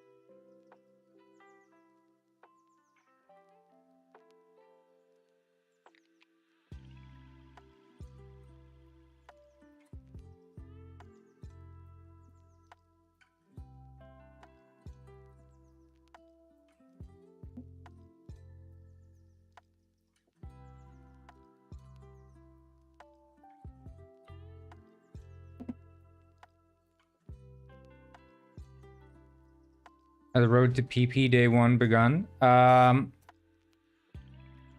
Sort of. We're gonna be reading into multiplayer. We just synchronized as we're having some memory issues here. I need to buy more RAM. But I don't think that you can buy RAM on the Good Friday, you know.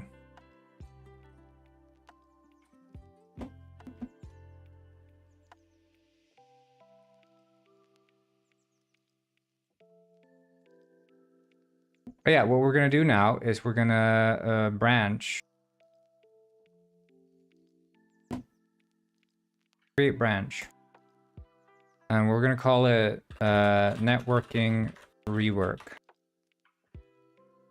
Or yeah, networking rework. There we go. So now we're working on a new branch because this is where we're gonna be hanging out.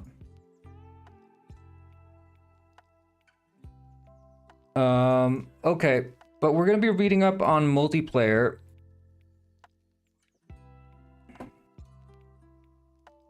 I was reading a bit this morning.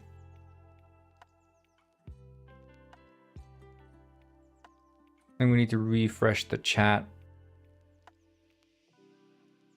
There.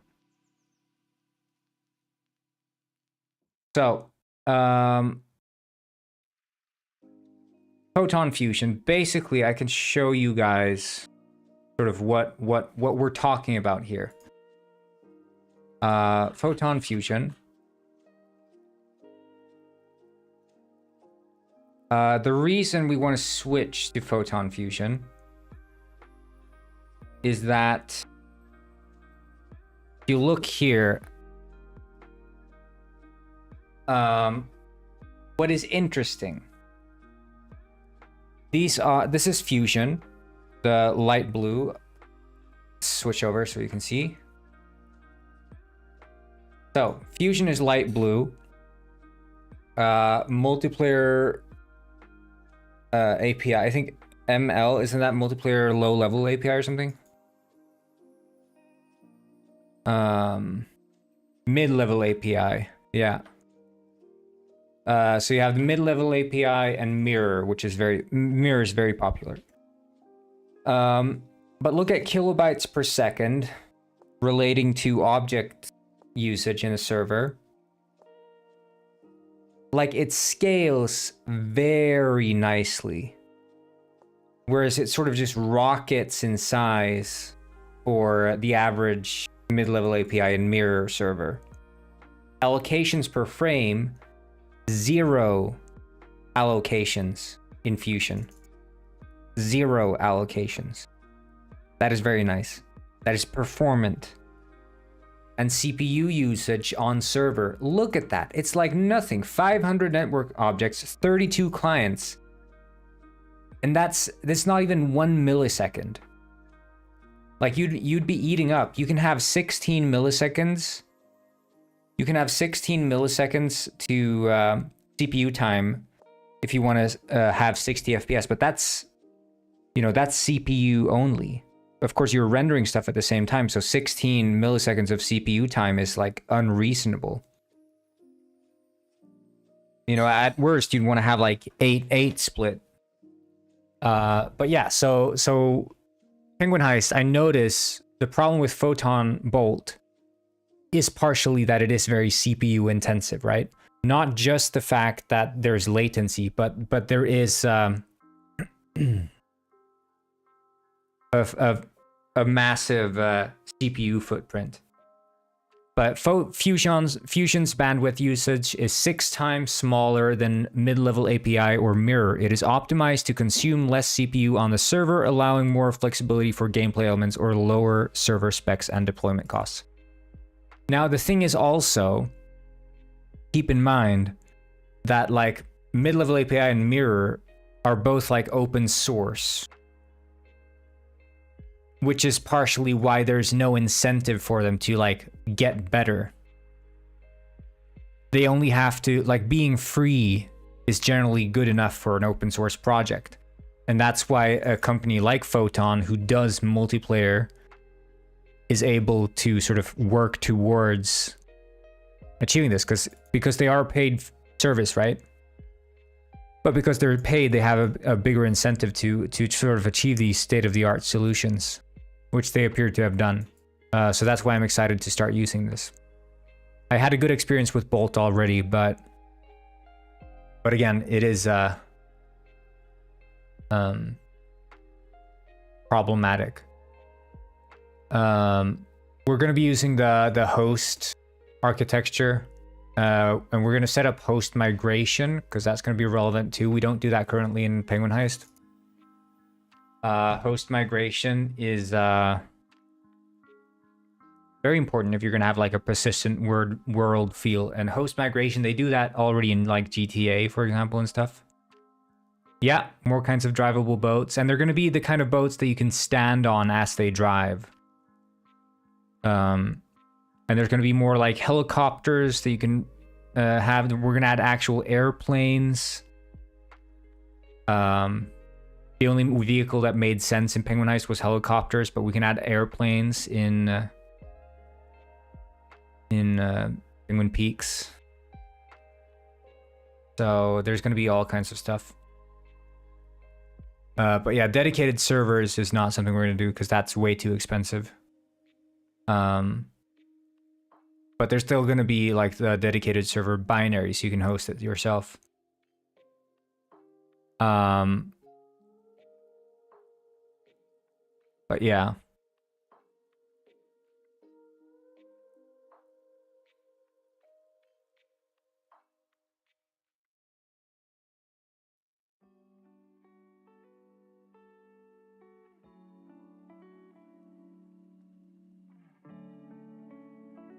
So I'm excited for this. Anyway, so we're just gonna read through this document to sort of wrap our head around what sort of features we're gonna be working with going into this. I already set up in Puffin Game. I set up some basic stuff with it. But I'm thinking, you know, I'm just gonna read this through and sort of familiarize myself a bit more with what we're working with before we dive into the nitty-gritty of actually transferring our existing code base.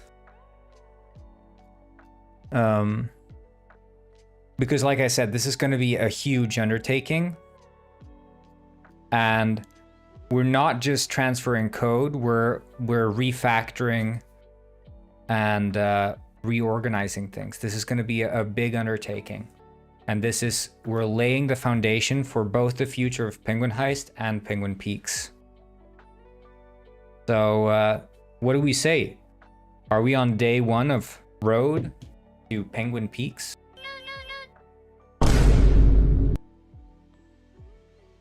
I think so.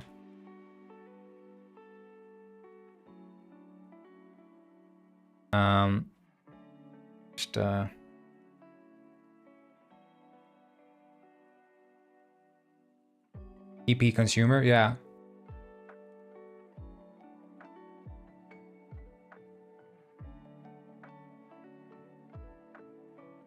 Shame, dude, shame.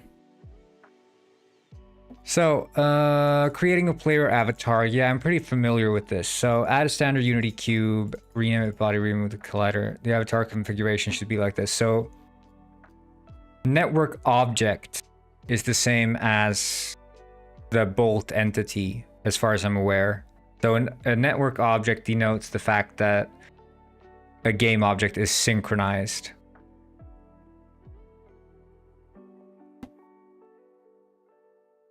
Because the game is running in hosted mode, only the host has authority to spawn new objects. This means that all player avatars must be spawned by the host when they join the session. Conveniently, the onPlayer joined method of the iNetwork runner callbacks interface is called on this exact occasion. Similarly, when a player disconnects, the onPlayer left method is called. Replace the onPlayer joined and onPlayer left with. Yeah, so you'd spawn and despawn.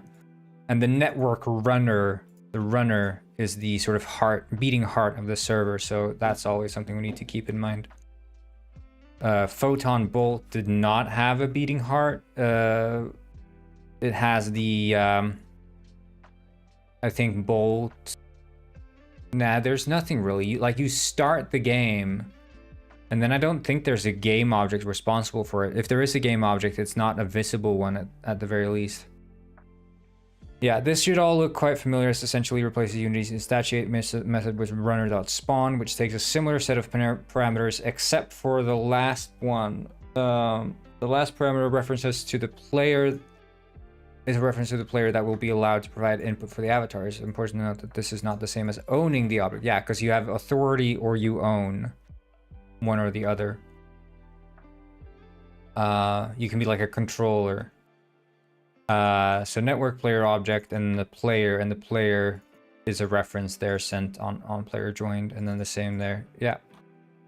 Having input authority does not allow a client to directly modify the network state of the object. Instead, it may provide an input structure that the host will then interpret in order to update the net. Yeah, okay, so you can't modify, but that's the thing though. With Penguin Heist, you're modifying not the state.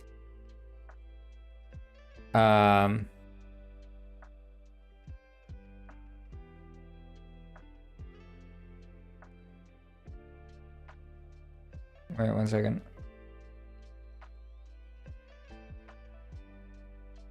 Robber's sending shit on Discord. I just need to see, is this like a bug or not?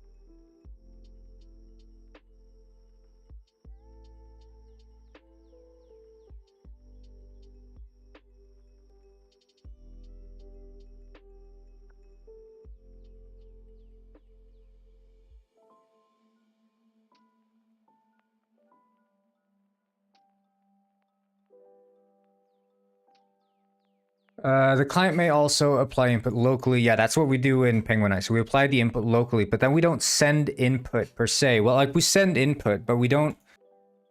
We send also the position. So the oh shit, I skipped. I think no. So the player maintains position authority at all times and synchronizes that to the server. It used to be that the server had full authority, but that introduced like a massive delay every single time the player tried to move, which we did away with. Before input can be collected from the user, a data structure must be defined to hold the input. Yeah, I worked with this. Create a new file, and this is, yeah, you can create the input in form of direction instead of like... For simplicity, this example uses a vector to indicate desired movement direction, but know that there are less bandwidth expensive ways of doing this. For example, a bit field with 1 bit per direction. Do note that Fusion will compress the input and only send data that actually changes. Which is nice, because Bolt does not always do that. Bolt sometimes sends data when it shouldn't be sending data. The client needs to collect input from the user when polled by Fusion in the onInput callback. So go back to the basic spawner and place the onInput stub with the following.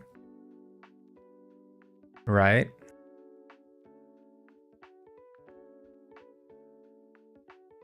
He's not normalizing his input.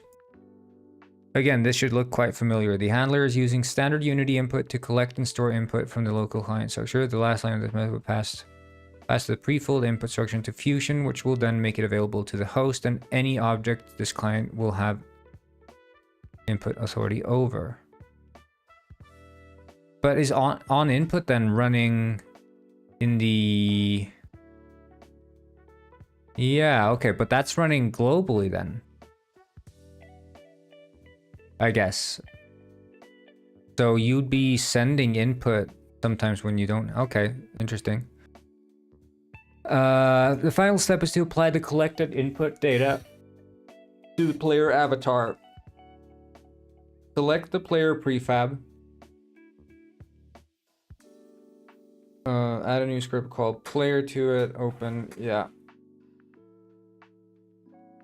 Fixed update network, it's called on every simulation tick. This can happen multiple times per rendering frame as Fusion applies an older confirmed network state and then resimulates from that tick all the way up to the predicted local tick.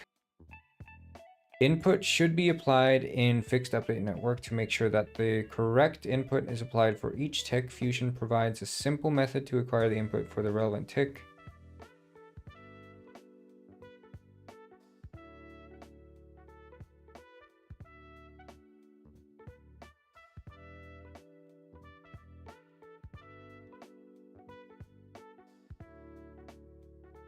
Yeah, okay, then normalize it there before sending. Oh, after sending. Now all that's left to verify that the game does indeed have movable player avatars, but first the scene needs a floor so the spawned objects don't just drop out of view. Create a cube object, place it at 0 and scale it there.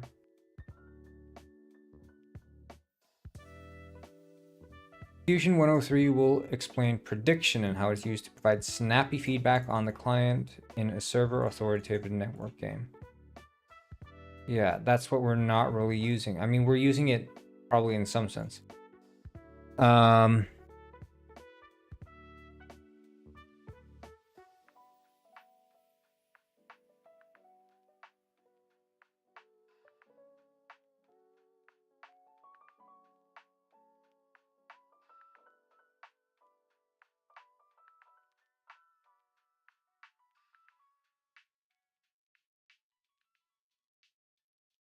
The goal is to have instances of the ball behave identically on all peers simultaneous. Simultaneous in this context means on the same simulation tick, not the same actual world time. The way this is achieved is as follows.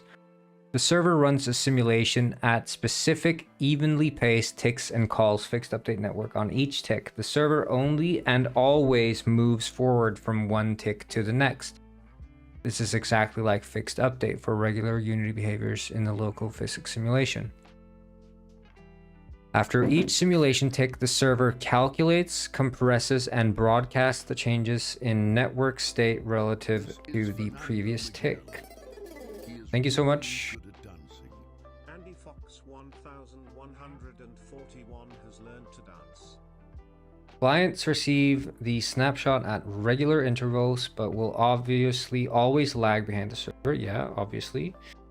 When a snapshot is received, the client sets, its internal state back to the tick of that snapshot.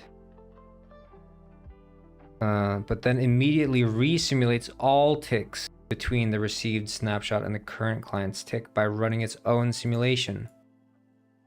The client's current tick is always ahead of the server by a wide enough margin that the input it collects from the user can be sent to the server before the server reaches the given tick and needs the input to run its own simulation.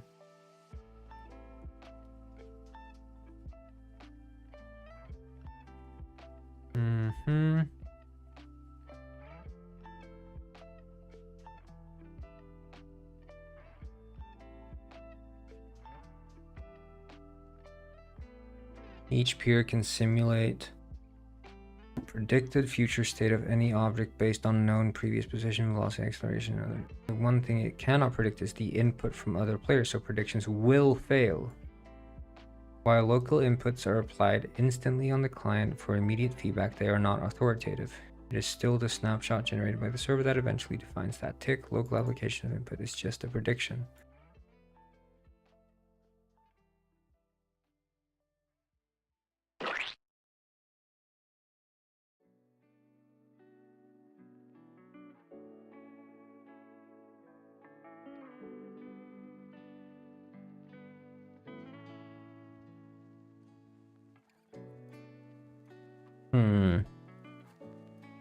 Interesting. It's going to be interesting to see if this has like any implications on the way that we simulate things in Penguin Heist, because we're just synchronizing positions and not really doing much else. Like, we're not simulating input or movement over time in the same way.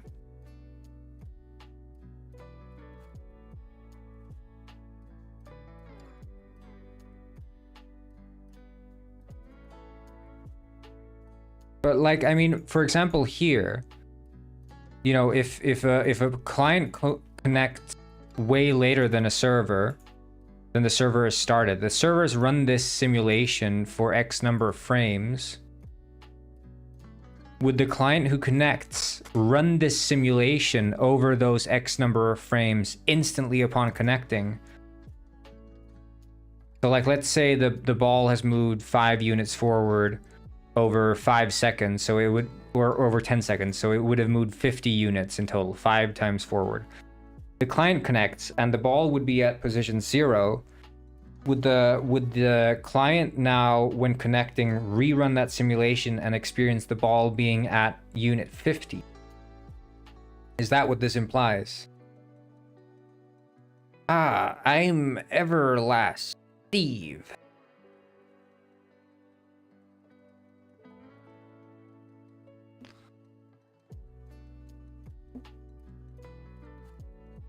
Yeah, and then networked. Fields marked with networked have to be properties and have the get set stubs as they are used by Fusion to generate serialization code. Make sure to always follow this pattern. Sounds easy enough. The timer should be set before the object is spawned, and because spawned is only after a local instance has been created, should not be used to initialize a network state. So in Photon Bolt, you would define these sort of synchronized variables through their own GUI, their own proprietary GUI. I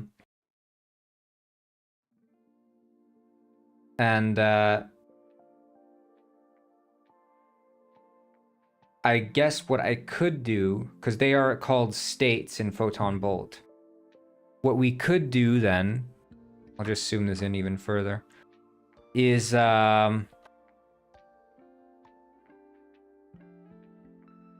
what we could do is create sort of these mock-up objects of the way that Photon Bolt has done it. So we keep that structure of like the concept of like they call them states, right? So you have the enemy state, like the Bolt way is you have states, and states are sort of composed of, which is weird, like states are composed of properties, really. So they'd have you know, properties,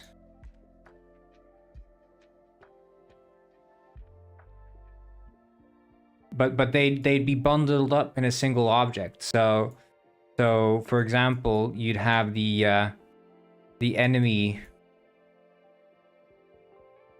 state, which would consist of like the health, position, rotation. You'd have you know, I think I have like the bend angle, so like how their arm is being bent, and so on and so forth. So these are like, you know, this is how you do it in the Bolt way, and you do that through like a freaking GUI. So you have to open like a window, but the Fusion way, the Photon Fusion way, is just in script. Instead of having states, there are no states. It's just in a class. I guess it's a class, really, because it's all in code, and the class is composed of synchronized properties, which is marked as a networked of type T, you know, named X. So what we do is we'd make instead then the fusion way to make the enemies would be, instead of defining a state in the GUI, we'd say a class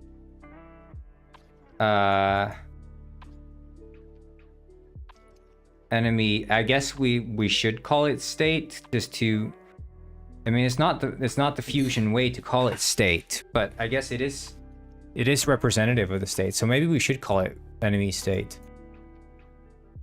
And then it would be, you know, networked. Oh. Int health. And so on and so forth. So that's how you do it in Fusion, which is sort of similar, you know, like transcribing from one to the other shouldn't be necessarily too difficult. It's just about transcribing all of these things. But then for transcribing the RPCs is going to be a bit different, because then we're going to have to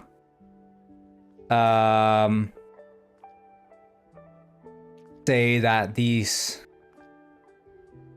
classes implement listeners for those RPC calls, because we have multiple pieces of code. So this is an entity behavior, which doesn't necessarily listen for events, but we have the entity event listener. So for example here, and this listens for the event, unstick event, for example, or teleport event, or kill self event. These are all events we're listening to, but I don't know how to transcribe that over to Photon Fusion. Like, because in Fusion you define this as a RPC, which is remote procedure call. You'd have like the RPC attribute, and then you'd have public void kill self, you know, and this RPC, like would we define that as part of a separate, like you can't define it as an interface. How would we structure that? Like, do we add it as a component? But then, because the thing is, like,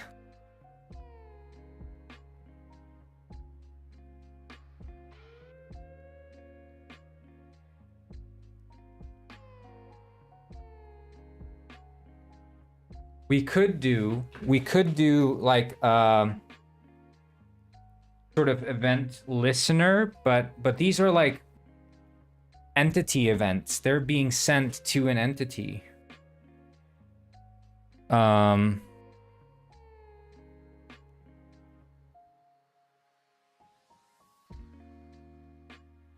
It could be we just have to redefine these events, but they are being sent in multiple places. But then there are like these global events and local events.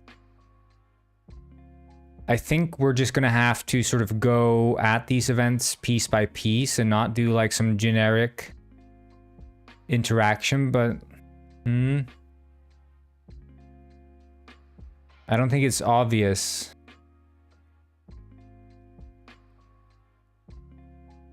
Like we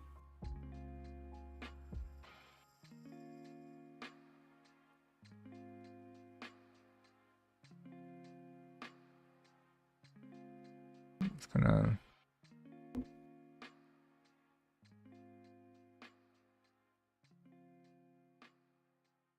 I'm thinking like, okay, so we have the RPC.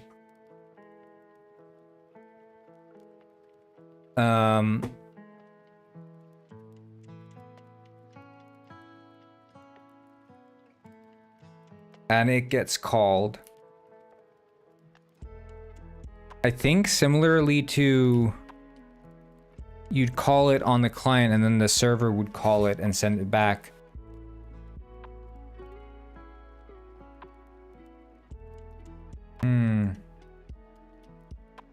Yeah, we're gonna have to look into that further later, but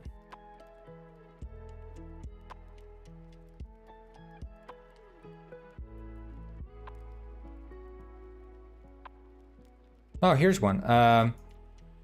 The timer should be set to add a tick timer to games network state. Add a property to the ball named life of type tick timer. Provide empty stubs for the getter and setter. Fields marked with networked have to be properties and have to get set stuff. Yeah, make sure to always follow this pattern. The timer should be set before the object is spawned, and because spawned is called only after a local instance has been created, it should not be used to initialize network state. Instead, create an init method that can be called from the player and use it to set the live property to be 5 seconds into the future.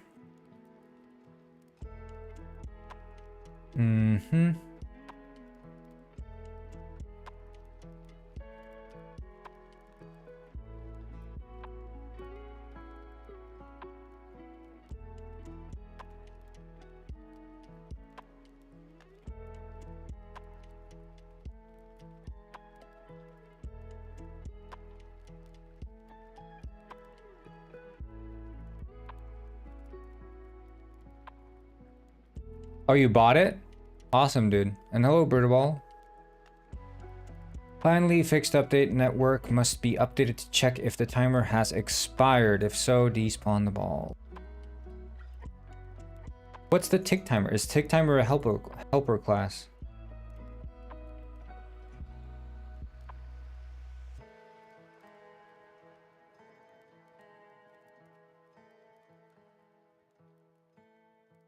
Fusion, okay. The code still needs to despawn the object after set time has expired, so it does not fly off into infinity, eventually looping around and hitting the player in the neck. Fusion provides a convenient helper type for timers, aptly named tick timer. Instead of storing the current remaining time, it stores the end time in ticks. This means the timer does not need to be synced on every tick, but just once when it is created. To add a tick timer to the game's network state, add a property to the ball named life of type tick timer provide. Okay. So that is a way to synchronize the lifetime of an entity, I guess. Spawning any prefab works the same as spawning the player avatar, but where the player spawns is triggered by a network event. The player joining the game, the ball will be spawned based on user input. For this to work, the input data structure needs to be augmented with additional data. Add data, collect data, apply input in the player's fixed update network.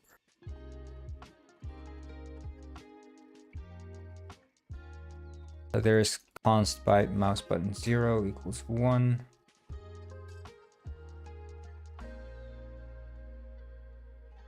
The network buttons type is a fusion type that helps to track the input state of multiple network buttons with optimal bandwidth usage. That's good. Open basic spawner, go to the on input method and add checks for the primary mouse button and set the first bit of the buttons field if it is down to ensure that quick taps are not missed. Okay.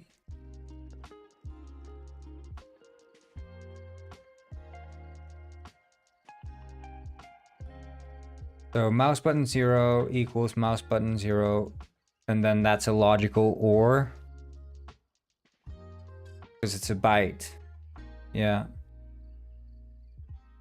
Yeah, because if it's already clicked, then it's like, you know, if it hasn't been read, it only gets reset there. Okay, yeah. I think that's basically how I do it already with my input. Data.buttons.set network input data mouse button 0 equals mouse button. But these are just like defined as a bytes then. But I mean, a byte is only 8.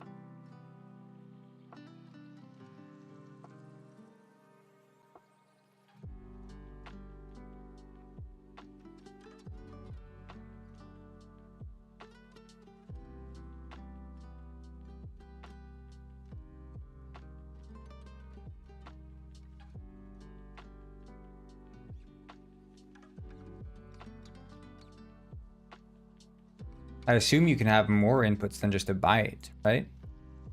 Open the player class and inside the check.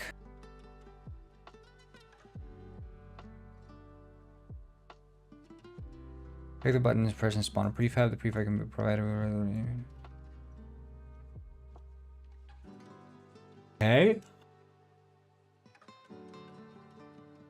To limit the spawn frequency, wrap the call to spawn in a network timer that must expire between each spawn.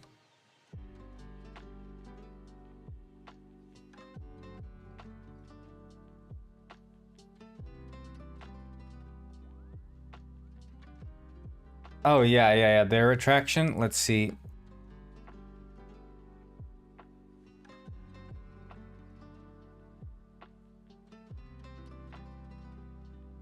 Yeah, man. That's, I don't think they even mentioned each other's name once.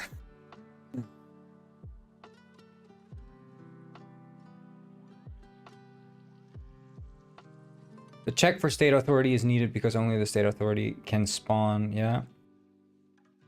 So unlike the movement, the spawn of these objects will only be executed on the host and not predicted on the clients, yeah.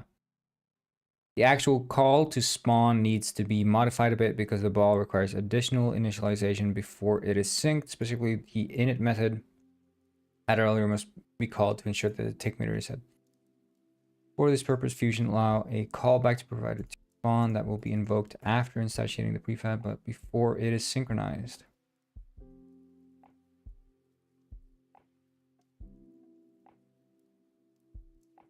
Physics.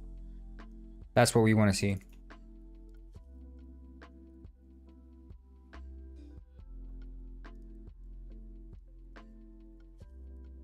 By default, Fusion will run the physics simulation on the host and the clients will follow. However, this puts physics objects in a different time compared to local predictive objects, which will cause the problems for the physics simulation if these objects collide.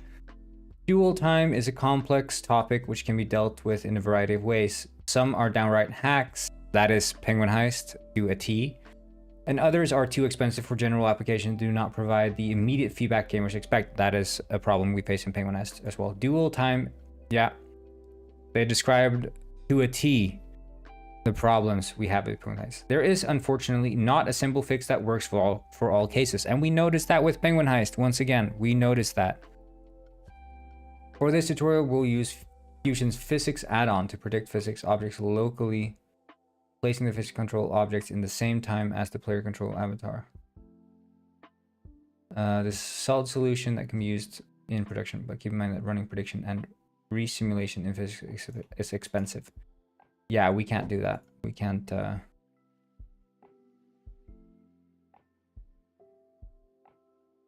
I think I tried using this network with the body and stuff.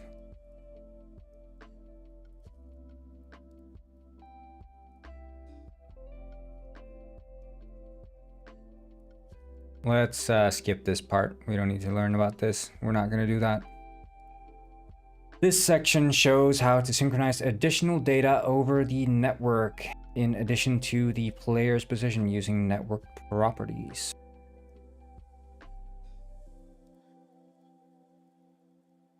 Network properties. Fusion synchronizes the transforms of network objects when you add a network transform component to them. Other states, such as variables in your script, are not synchronized over the network. To have synchronized over the network, a network property is needed. Networked properties synchronize their state from the state authority to all other clients. And state authority is then equal to the has or is controller in Photon Bolt. So you have either state authority or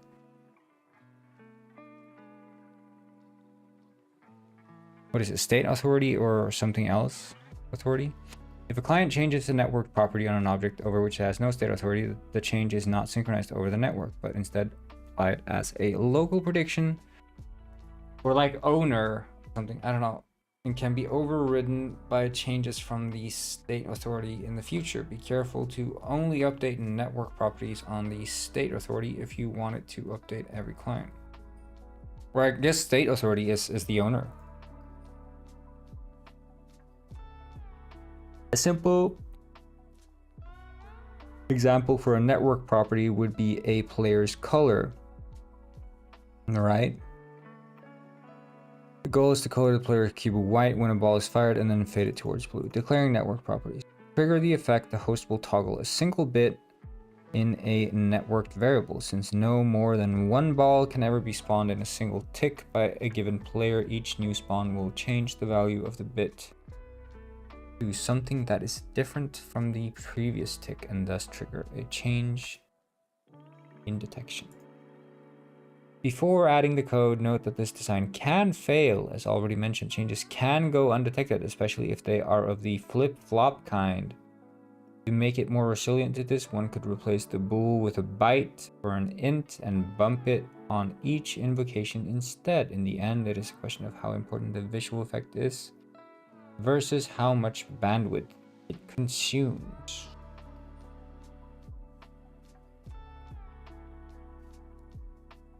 Of course, that makes sense. You can flip-flop from 0 to 1 back to 0 within one short span, and then you wouldn't see the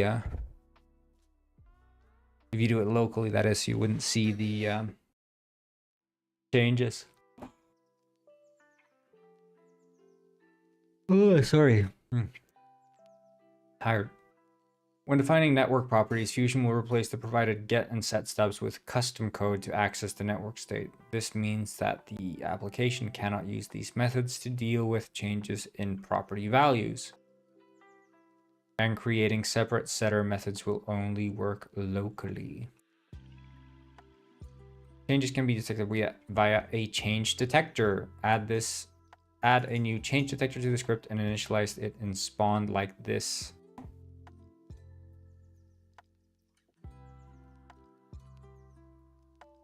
Okay, that is awkward. Also add a material field to reference the cube material and set the field in awake. Render function, blah, blah, blah. This code iterates over all changes that happened in the network. Okay, yeah. For each switch change case, name of. So you're still working with strings.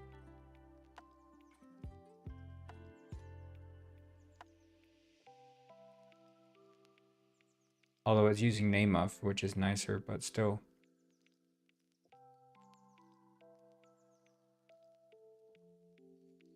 This is useful for spawning local visual effects in response to state changes or perform other tasks that does not directly impact gameplay logic. This is an important caveat since property changes may occur multiple times due to resimulation, or twice to be exact. One on prediction, and again if the prediction was incorrect, or it may be skipped entirely if the property changes back and forth between two values faster than the network states are being sent or a packet is dropped.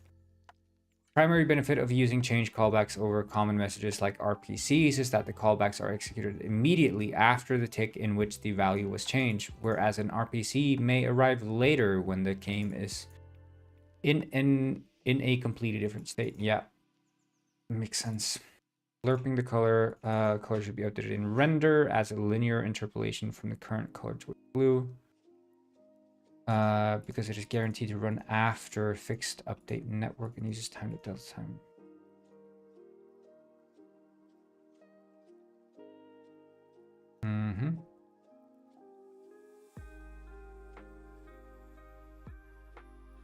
But why not set the simply set the color immediately when the calling spawn? Well, this would work for the host and for the client with input authority. Input authority, that's the way. It's input and state authority.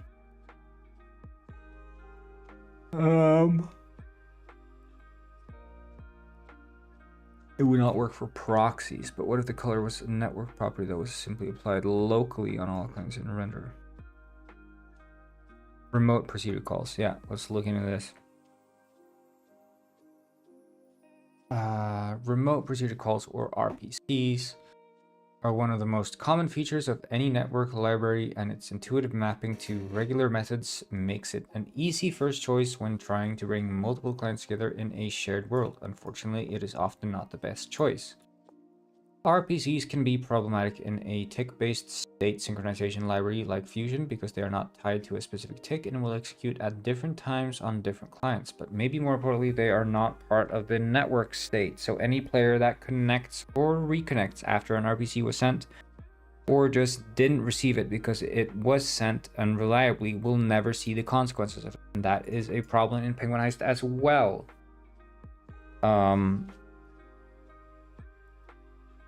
In most cases, state synchronization itself is sufficient to keep players aligned, and adding an on-change listener to a network property can handle most transitional cases where the application cares about its change in state and not just the actual state itself. Still, there are use cases where RPCs are a good choice. Here are a few examples. Sending a taunt message, purchasing gear from an in-game shop, setting initial player properties like name, color, skin. Yeah, we do that as well. Launching a game. In the few cases where RPCs are the right option, Fusion makes it very simple. Just tag a conventional method on any network behavior with the RPC attribute and indicate who may call the method as well as who shall receive the call.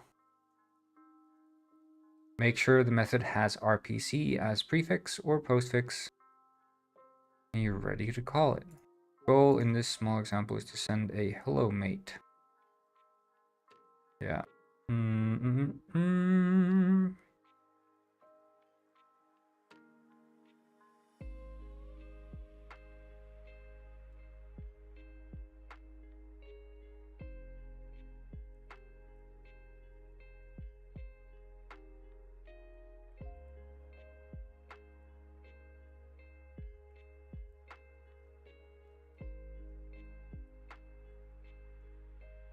Yeah, like here. So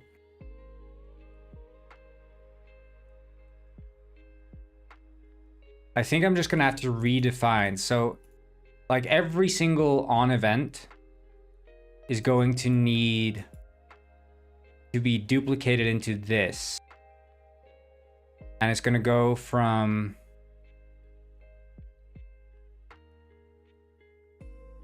looking for on state stuff. So first, it's like a ping pong, basically. The input authority sends the RPC.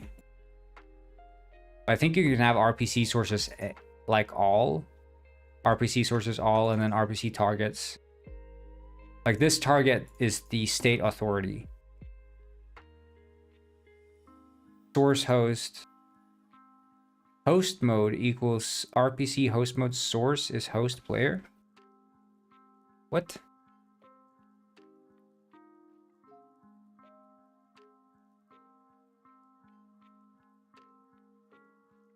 Explain.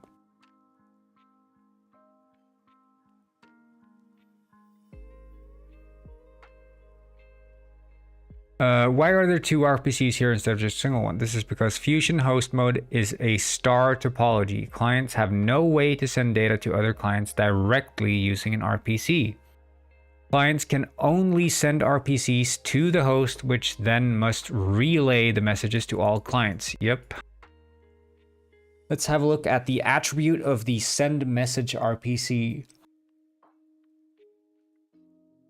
RPC sources. Input authority. Yeah. Only the client with input authority over an object can trigger the RPC to send the message. State authority. The send message RPC is sent to the host. RPC host mode. Source host is player. Since a host is both a server or a client, it needs to be specified which one is calling the RPC.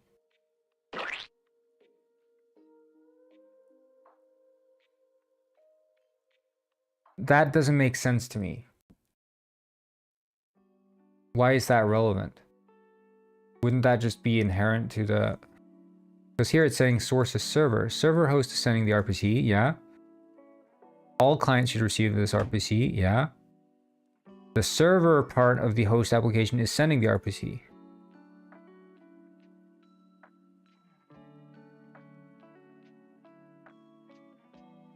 Yeah, I don't understand that.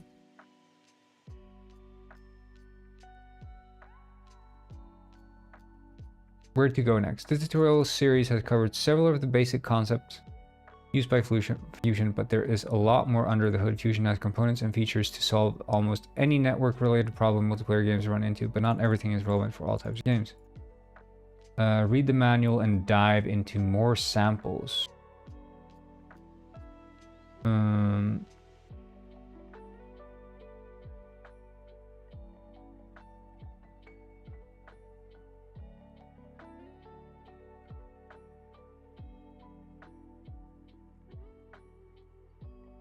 This I want to read more about. The area of interest.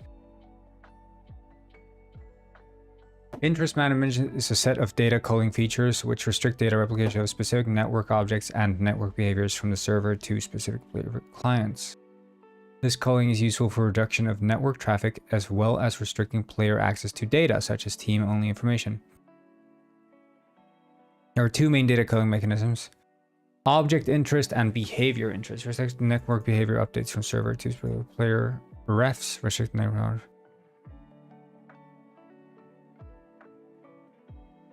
Is per network object setting that indicates how player interest in that object should be determined. Players without interest in this network object.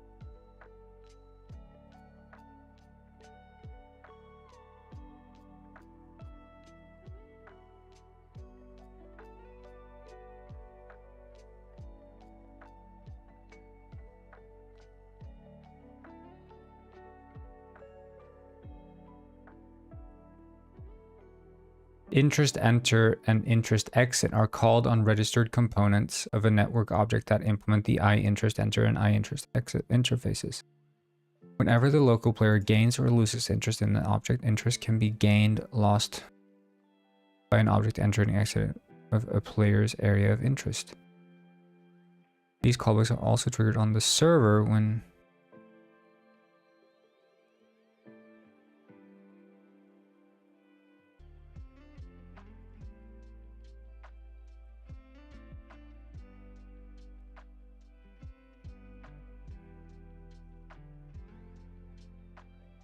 this object interest mode is selected.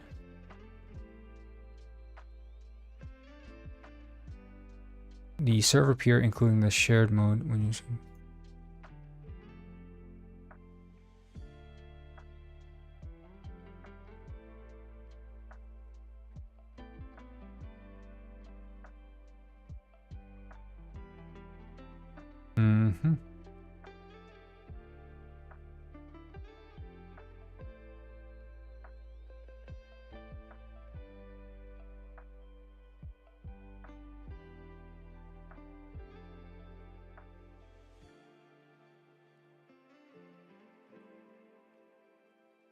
Player area of interest regions are specified by calling the runner.add player area of interest.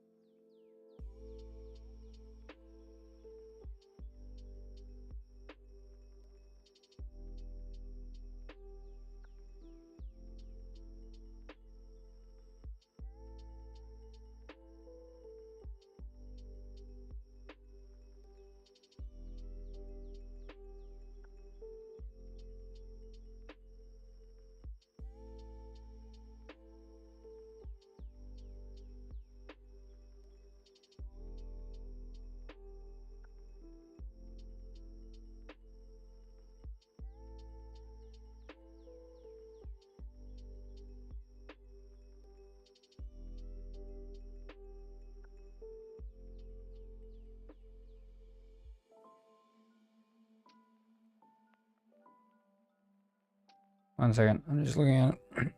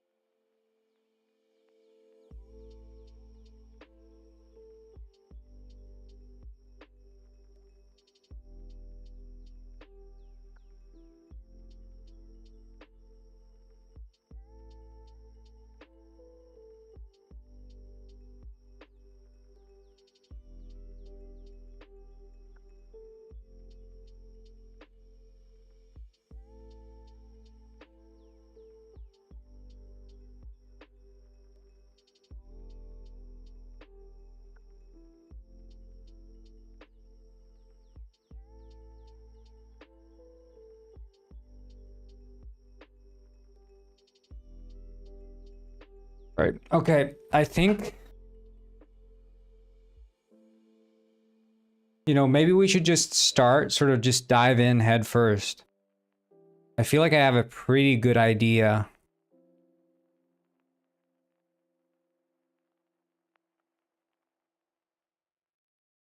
But this is annoying to me, like the plop, plop, plop, plop, plop, plop.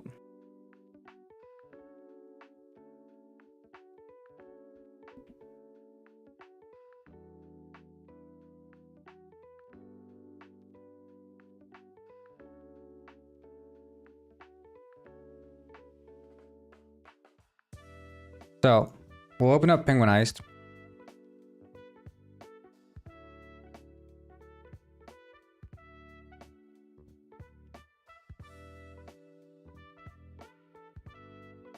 And then we're gonna open up Penguinized on my other computer as well.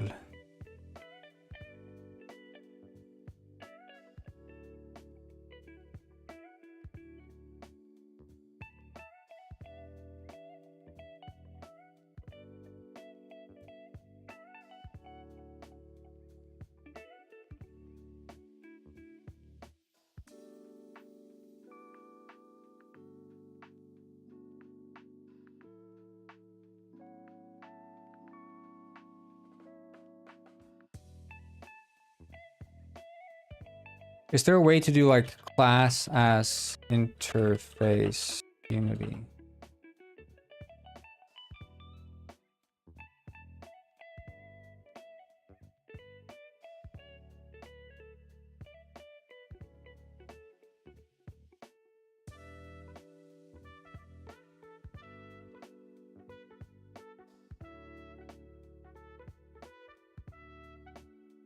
No, I think we're just gonna have to do it manually per RPC.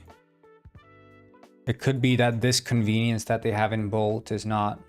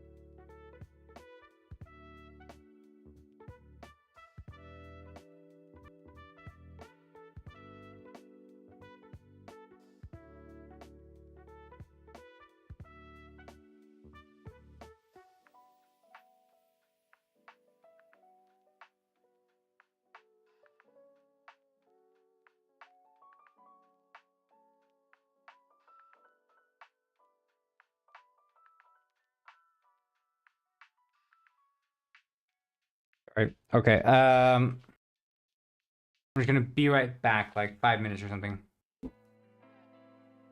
And then we're gonna start breaking the entire code base. Get hype.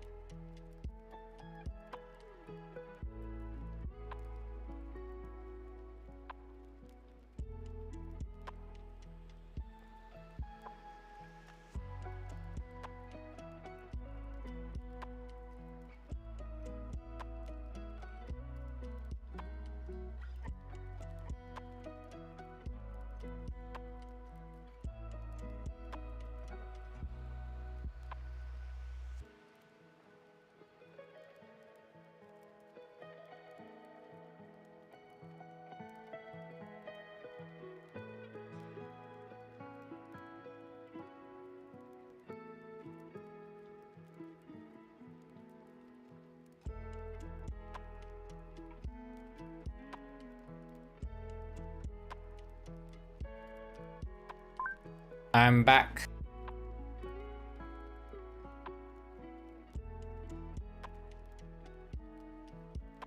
So, Pudding, you finished the game. How was it?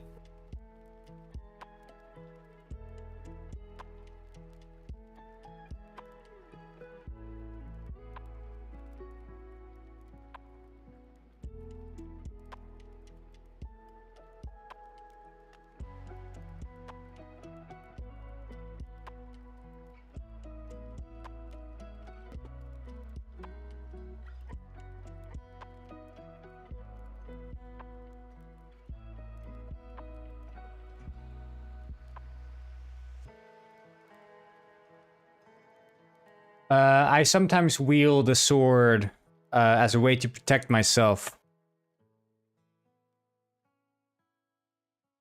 It is only for my protection. Not because of Were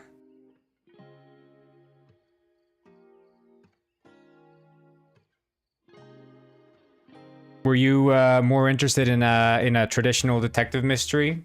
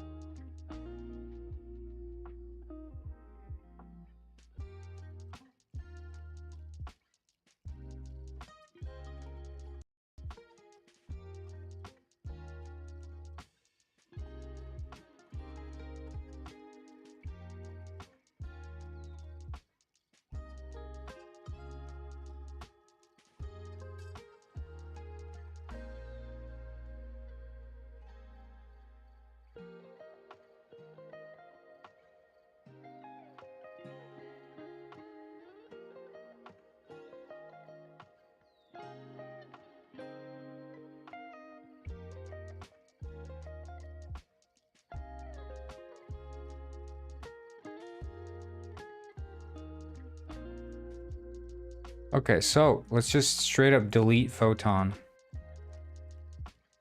And we'll start from there.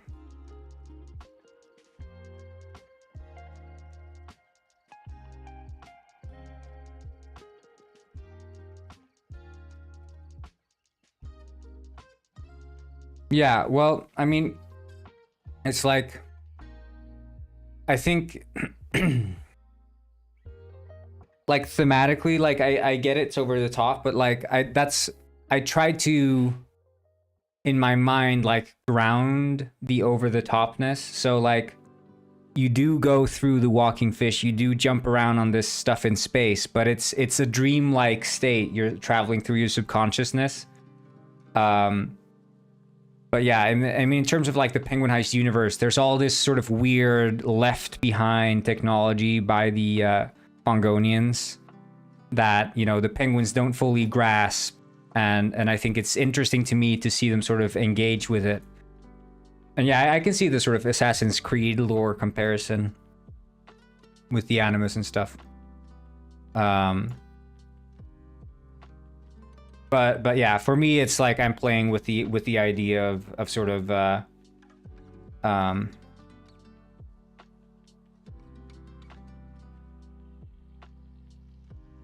yeah, I was happy with the implementation of the mini games, like integrating the weightlifting and the jackpot and the pizza panic and stuff.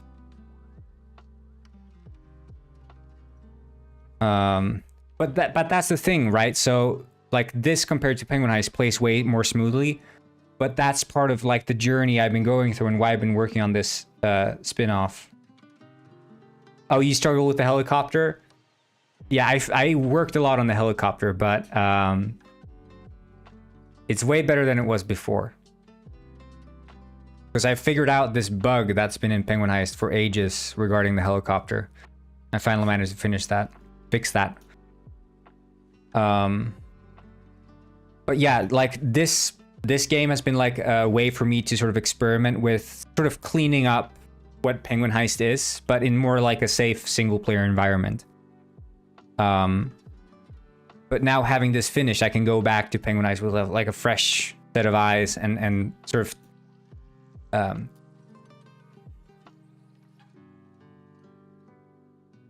oh really? Okay. Camera went dark in the helicopter.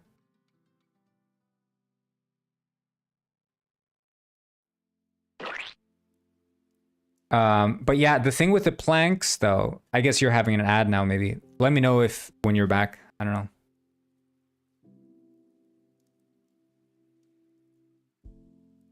Yeah, I mean the helicopter is like planned to be like you can crash land on the freaking place in the mountains and you're good.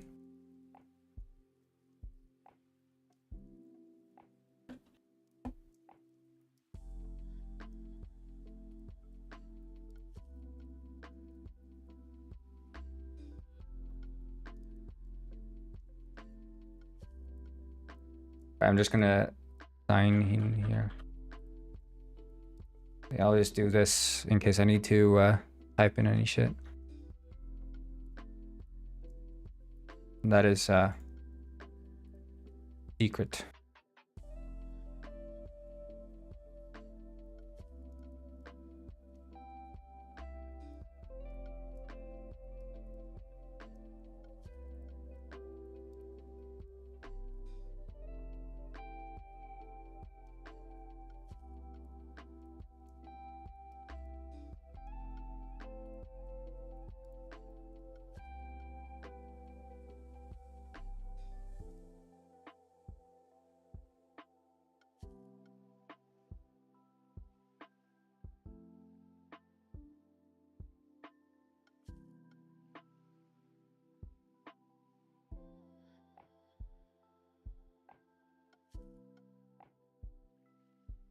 But yeah, the ads are at least over now. So I think it's sort of like, you know, when I'm working on Penguin Heist, I can sort of excuse a lot of the lack of smoothness just by the virtue of it being like, you know, silly, goofy fun. You know, to me, it doesn't matter if the performance isn't key or if the character doesn't walk perfectly or whatever. Like, it doesn't matter to me because it's all about being goofy, silly, you know, punching penguins, whatever. But when you're playing a story-based detective game, you have to think about the details because, you know, 80% of the time is spent reading dialogue. So I have to like really nail those moments. And that's what I was sort of able to do with this game. And then I can come back and sort of take those lessons learned and apply them again to Penguin Heist and then further on with Penguin Peaks, which I'm very excited for.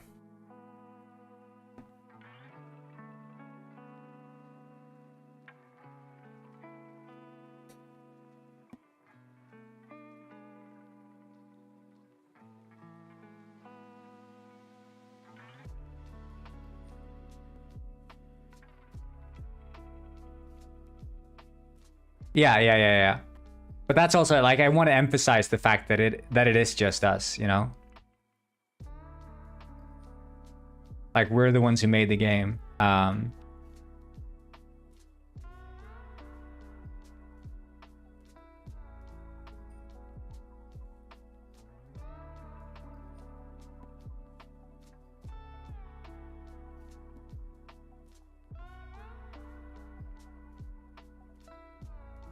Yeah, we're working on it. And we've really improved our sort of build workflow for this game as well.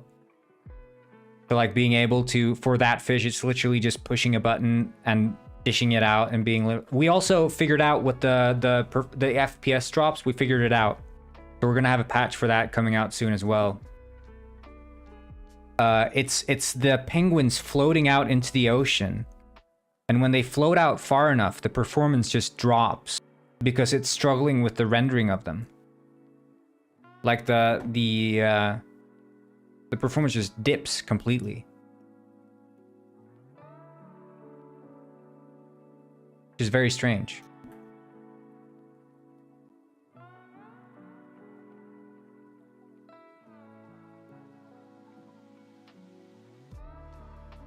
Yeah, so the reason is that NPCs are leaving and floating out into the ocean, and when they float out far enough, the performance crashes. Yeah. Those are the penguins that are tanking the performance. And that never happens in the editor version. That's the thing. They never float out into the ocean like that. So I never get those performance drops. And that's why when playtesting, it didn't happen to me either, because it's like, it's random, right? It doesn't always happen. And you'll only notice it when you're up here, because that's the only time you're looking out over the ocean. When you're down here, of course you're not looking at the freaking ocean, because the NPCs aren't down here. Like, you're looking around here, and you're never looking at up there at the ocean. So they're never in your line of sight.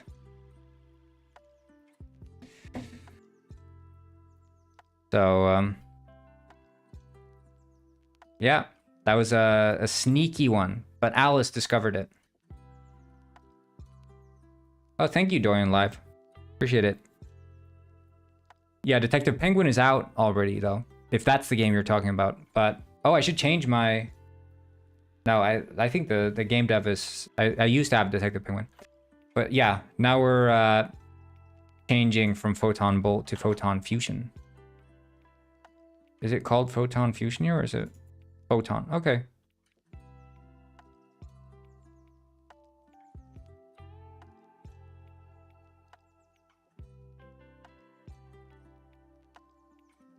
Yeah.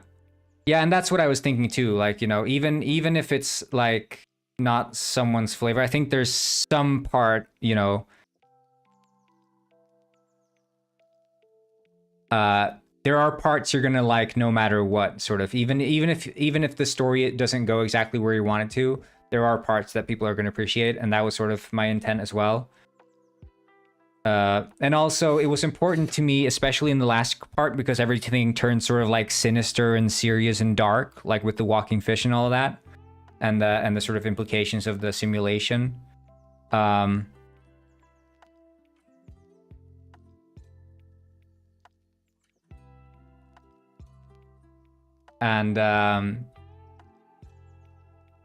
And having, like, you know, dressing up like a Gator Gwyn and stuff like that, adding like the silliness in between and giving the player space to breathe, I think was kind of like important to me.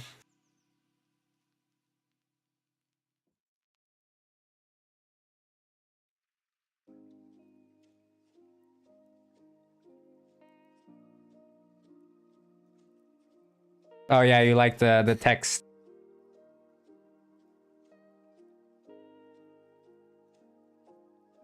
But yeah, I did turn down the volume for the band, but I guess I didn't turn it down enough, because it was blasting my ears as well, but like ×2.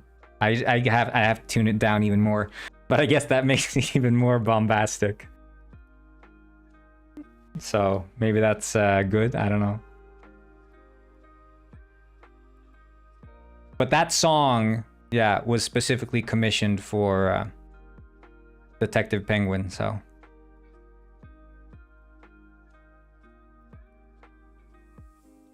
Yeah, and like the thing is, like, I could do that, but for me, I have to, like, you know, I was going into this game with like what is creatively rewarding for me, and I was working on these like options, you know, like punching Guppy or like finding all these things and getting like all these different sort of options, and then writing some consequences for that. And it's like, the more I was working on it, I was like thinking, this is like very grating for me. It's not very creatively rewarding. And I was just getting more and more invested in the concept of just writing a story, as opposed to providing like consequences for choices. And I think like the choices I enjoy are the sort of dialogue choices where you can be an asshole or you can be nice, and having the characters just in the moment reacting to it. Like when you're playing Skyrim or you're playing Fallout, or mostly when you're playing like Fallout, you have like the sarcastic option of dialogue. You can never be like an absolute asshole. Like it's always like, haha, I'm a bit of an asshole. But in this game, you know, you can call Garbage George garbage, and you can just, you know, be like that. And you can say that the Handy-Gwyn is an idiot, and you can be like a genuine ass. But I wanted to add more of that. I just never really took the time to. But maybe one day I can do like a bit of an overhaul when it comes to that, you know, if time allows me. But for now, you know, the game is the game, and I'm just going to patch out the bugs as they come. And I think it's a great companion piece to like Penguin Heist, the Penguin Saga, and now Penguin Peaks. It's like, I think to me it doesn't matter if it sells much. I just want people to like enjoy it and experience this sort of universe we've created, and just have fun with it, you know.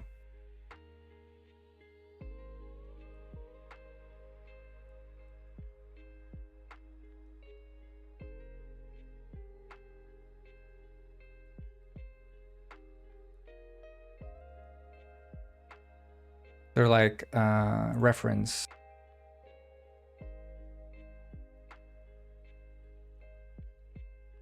Yeah, that's the thing. I really wanted to work the disguises in more. They felt kind of pointless. It was like a mechanic that I wanted to utilize more, but I just never ended up doing it.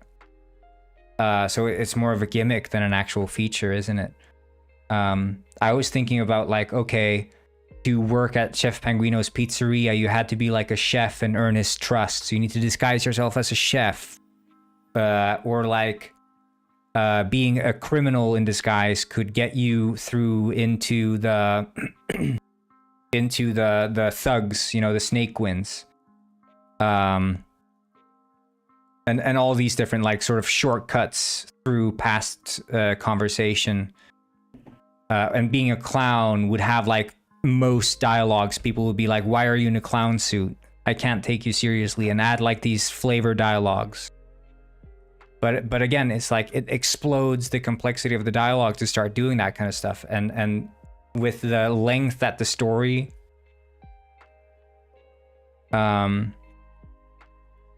yeah, but it's like, you know, the story is what, like 3 hours long or something. Like, it's a long ass story. In my mind, the story was like, you know, maybe just under 2 hours or something. That was what I was thinking. But it's like, yeah, like that's a long playtime.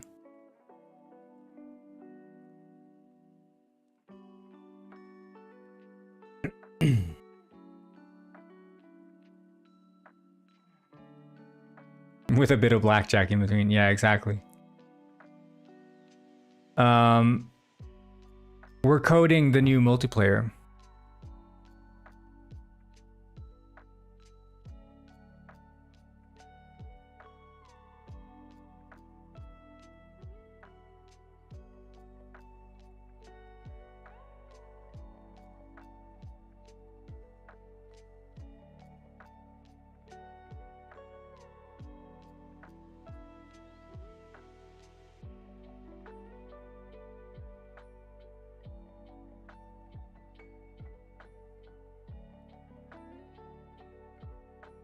Yeah, I mean, I just I want the game to feel like it's under promising, over delivering, basically. They go in, expect like a generic detective game, and get more. And that's sort of, you know, that's what Penguin Saga did as well. They go in, they expect sad, depressed penguin, but get this sort of existentialist story about a whole cast of penguins.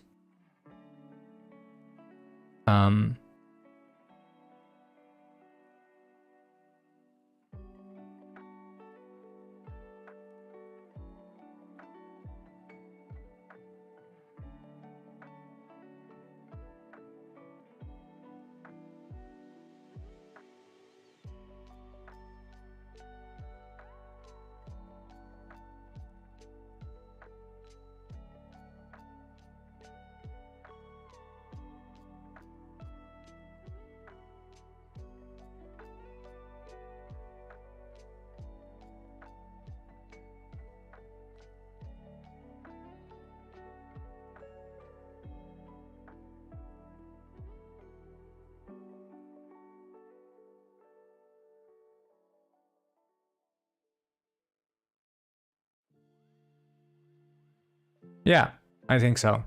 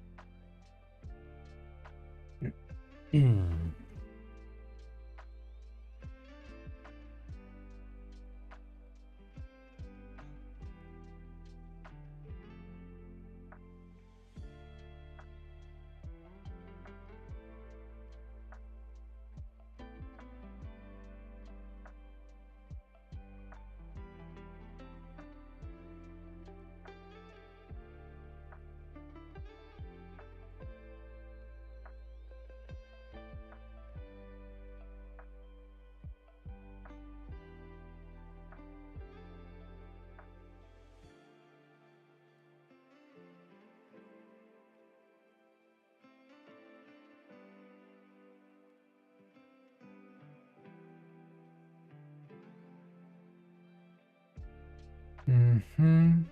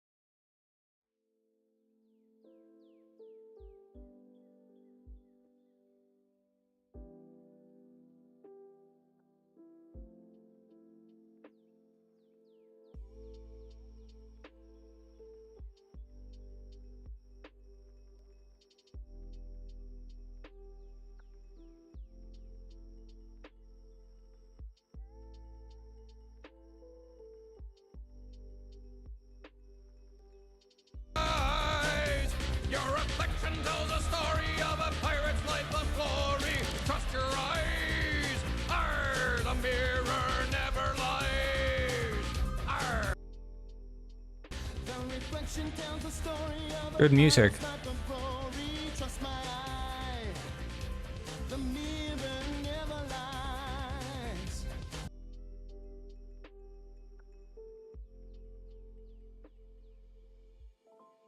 But how do I find the...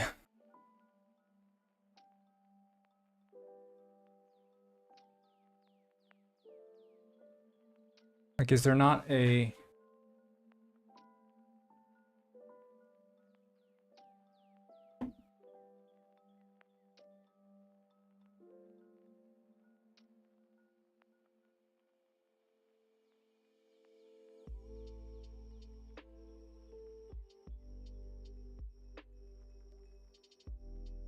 Like, if network runner...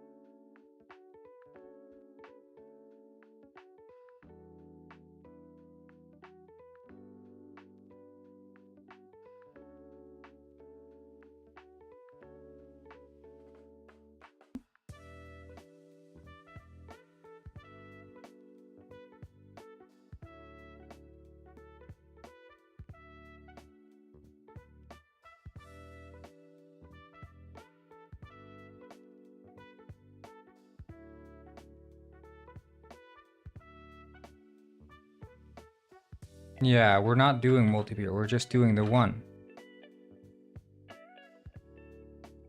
So that's why it's so... But then we'll just do...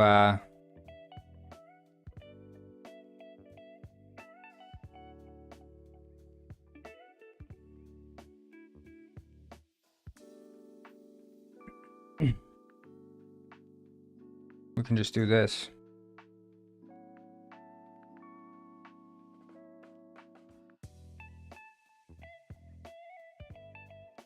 Get runner.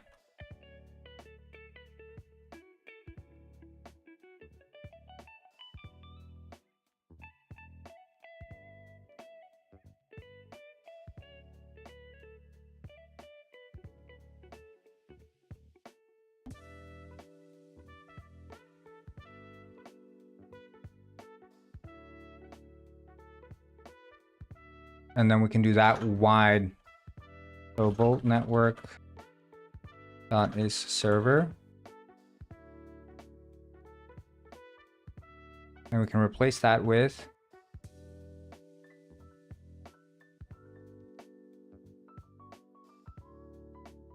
there and replace all. Nice. And then bolt network instantiate.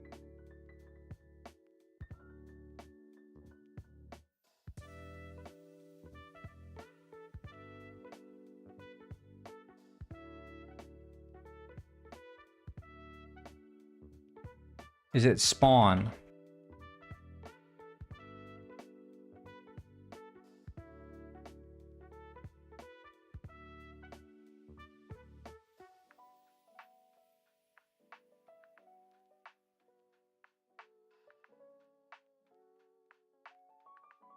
Okay.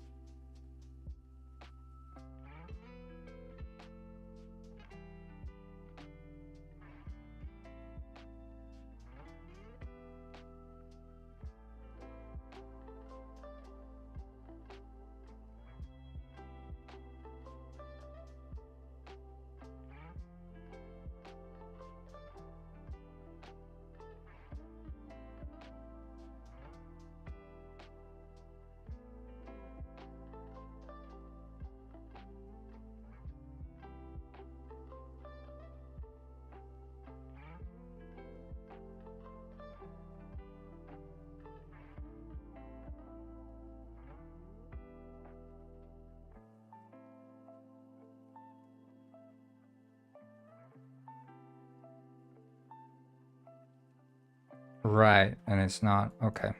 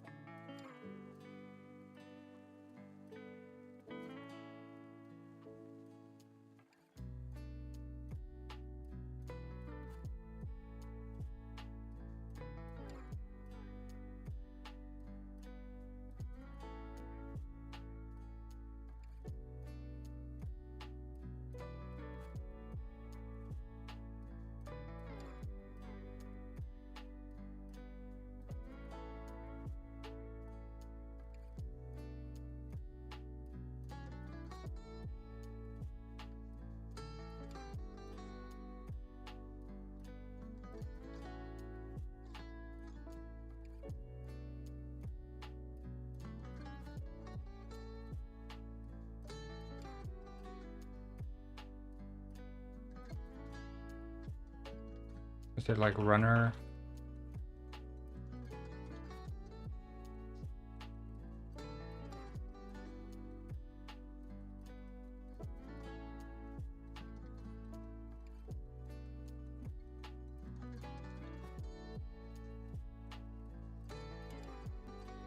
Pick.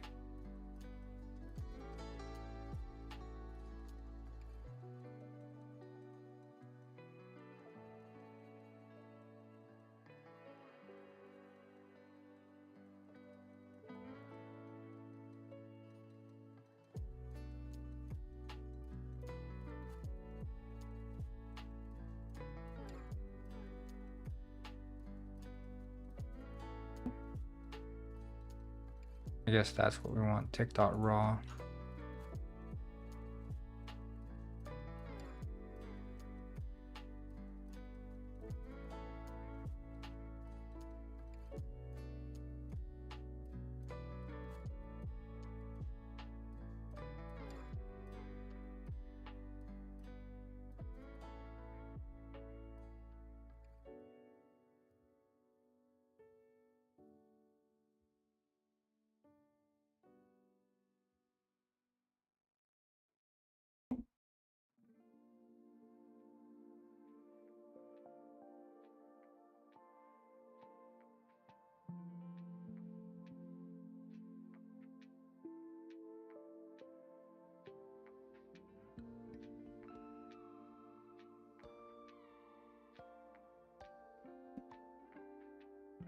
I guess we don't have to freeze yet.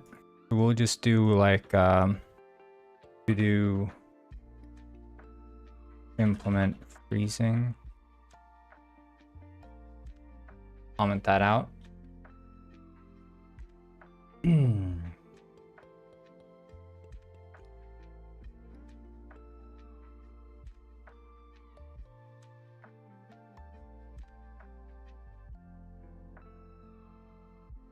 Okay.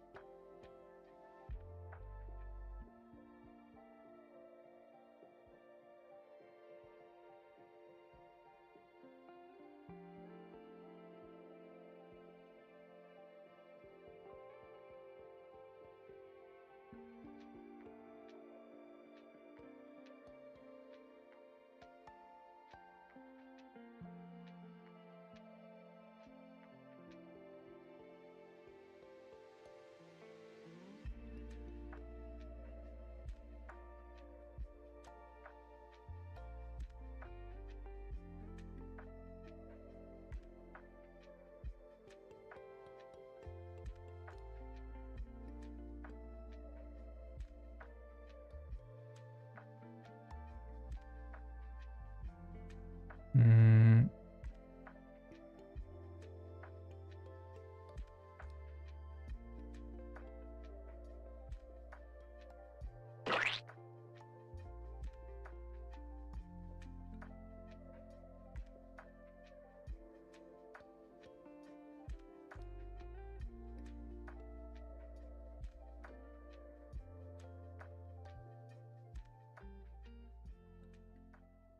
Yeah, okay. I think I have to go now. But I'm gonna see you guys again on Monday. Probably gonna do more work this evening. I'm gonna have to cut this stream short. So thanks to you all who tuned in today. Even though it was a short stream. I wish you all the best, and I will see all of you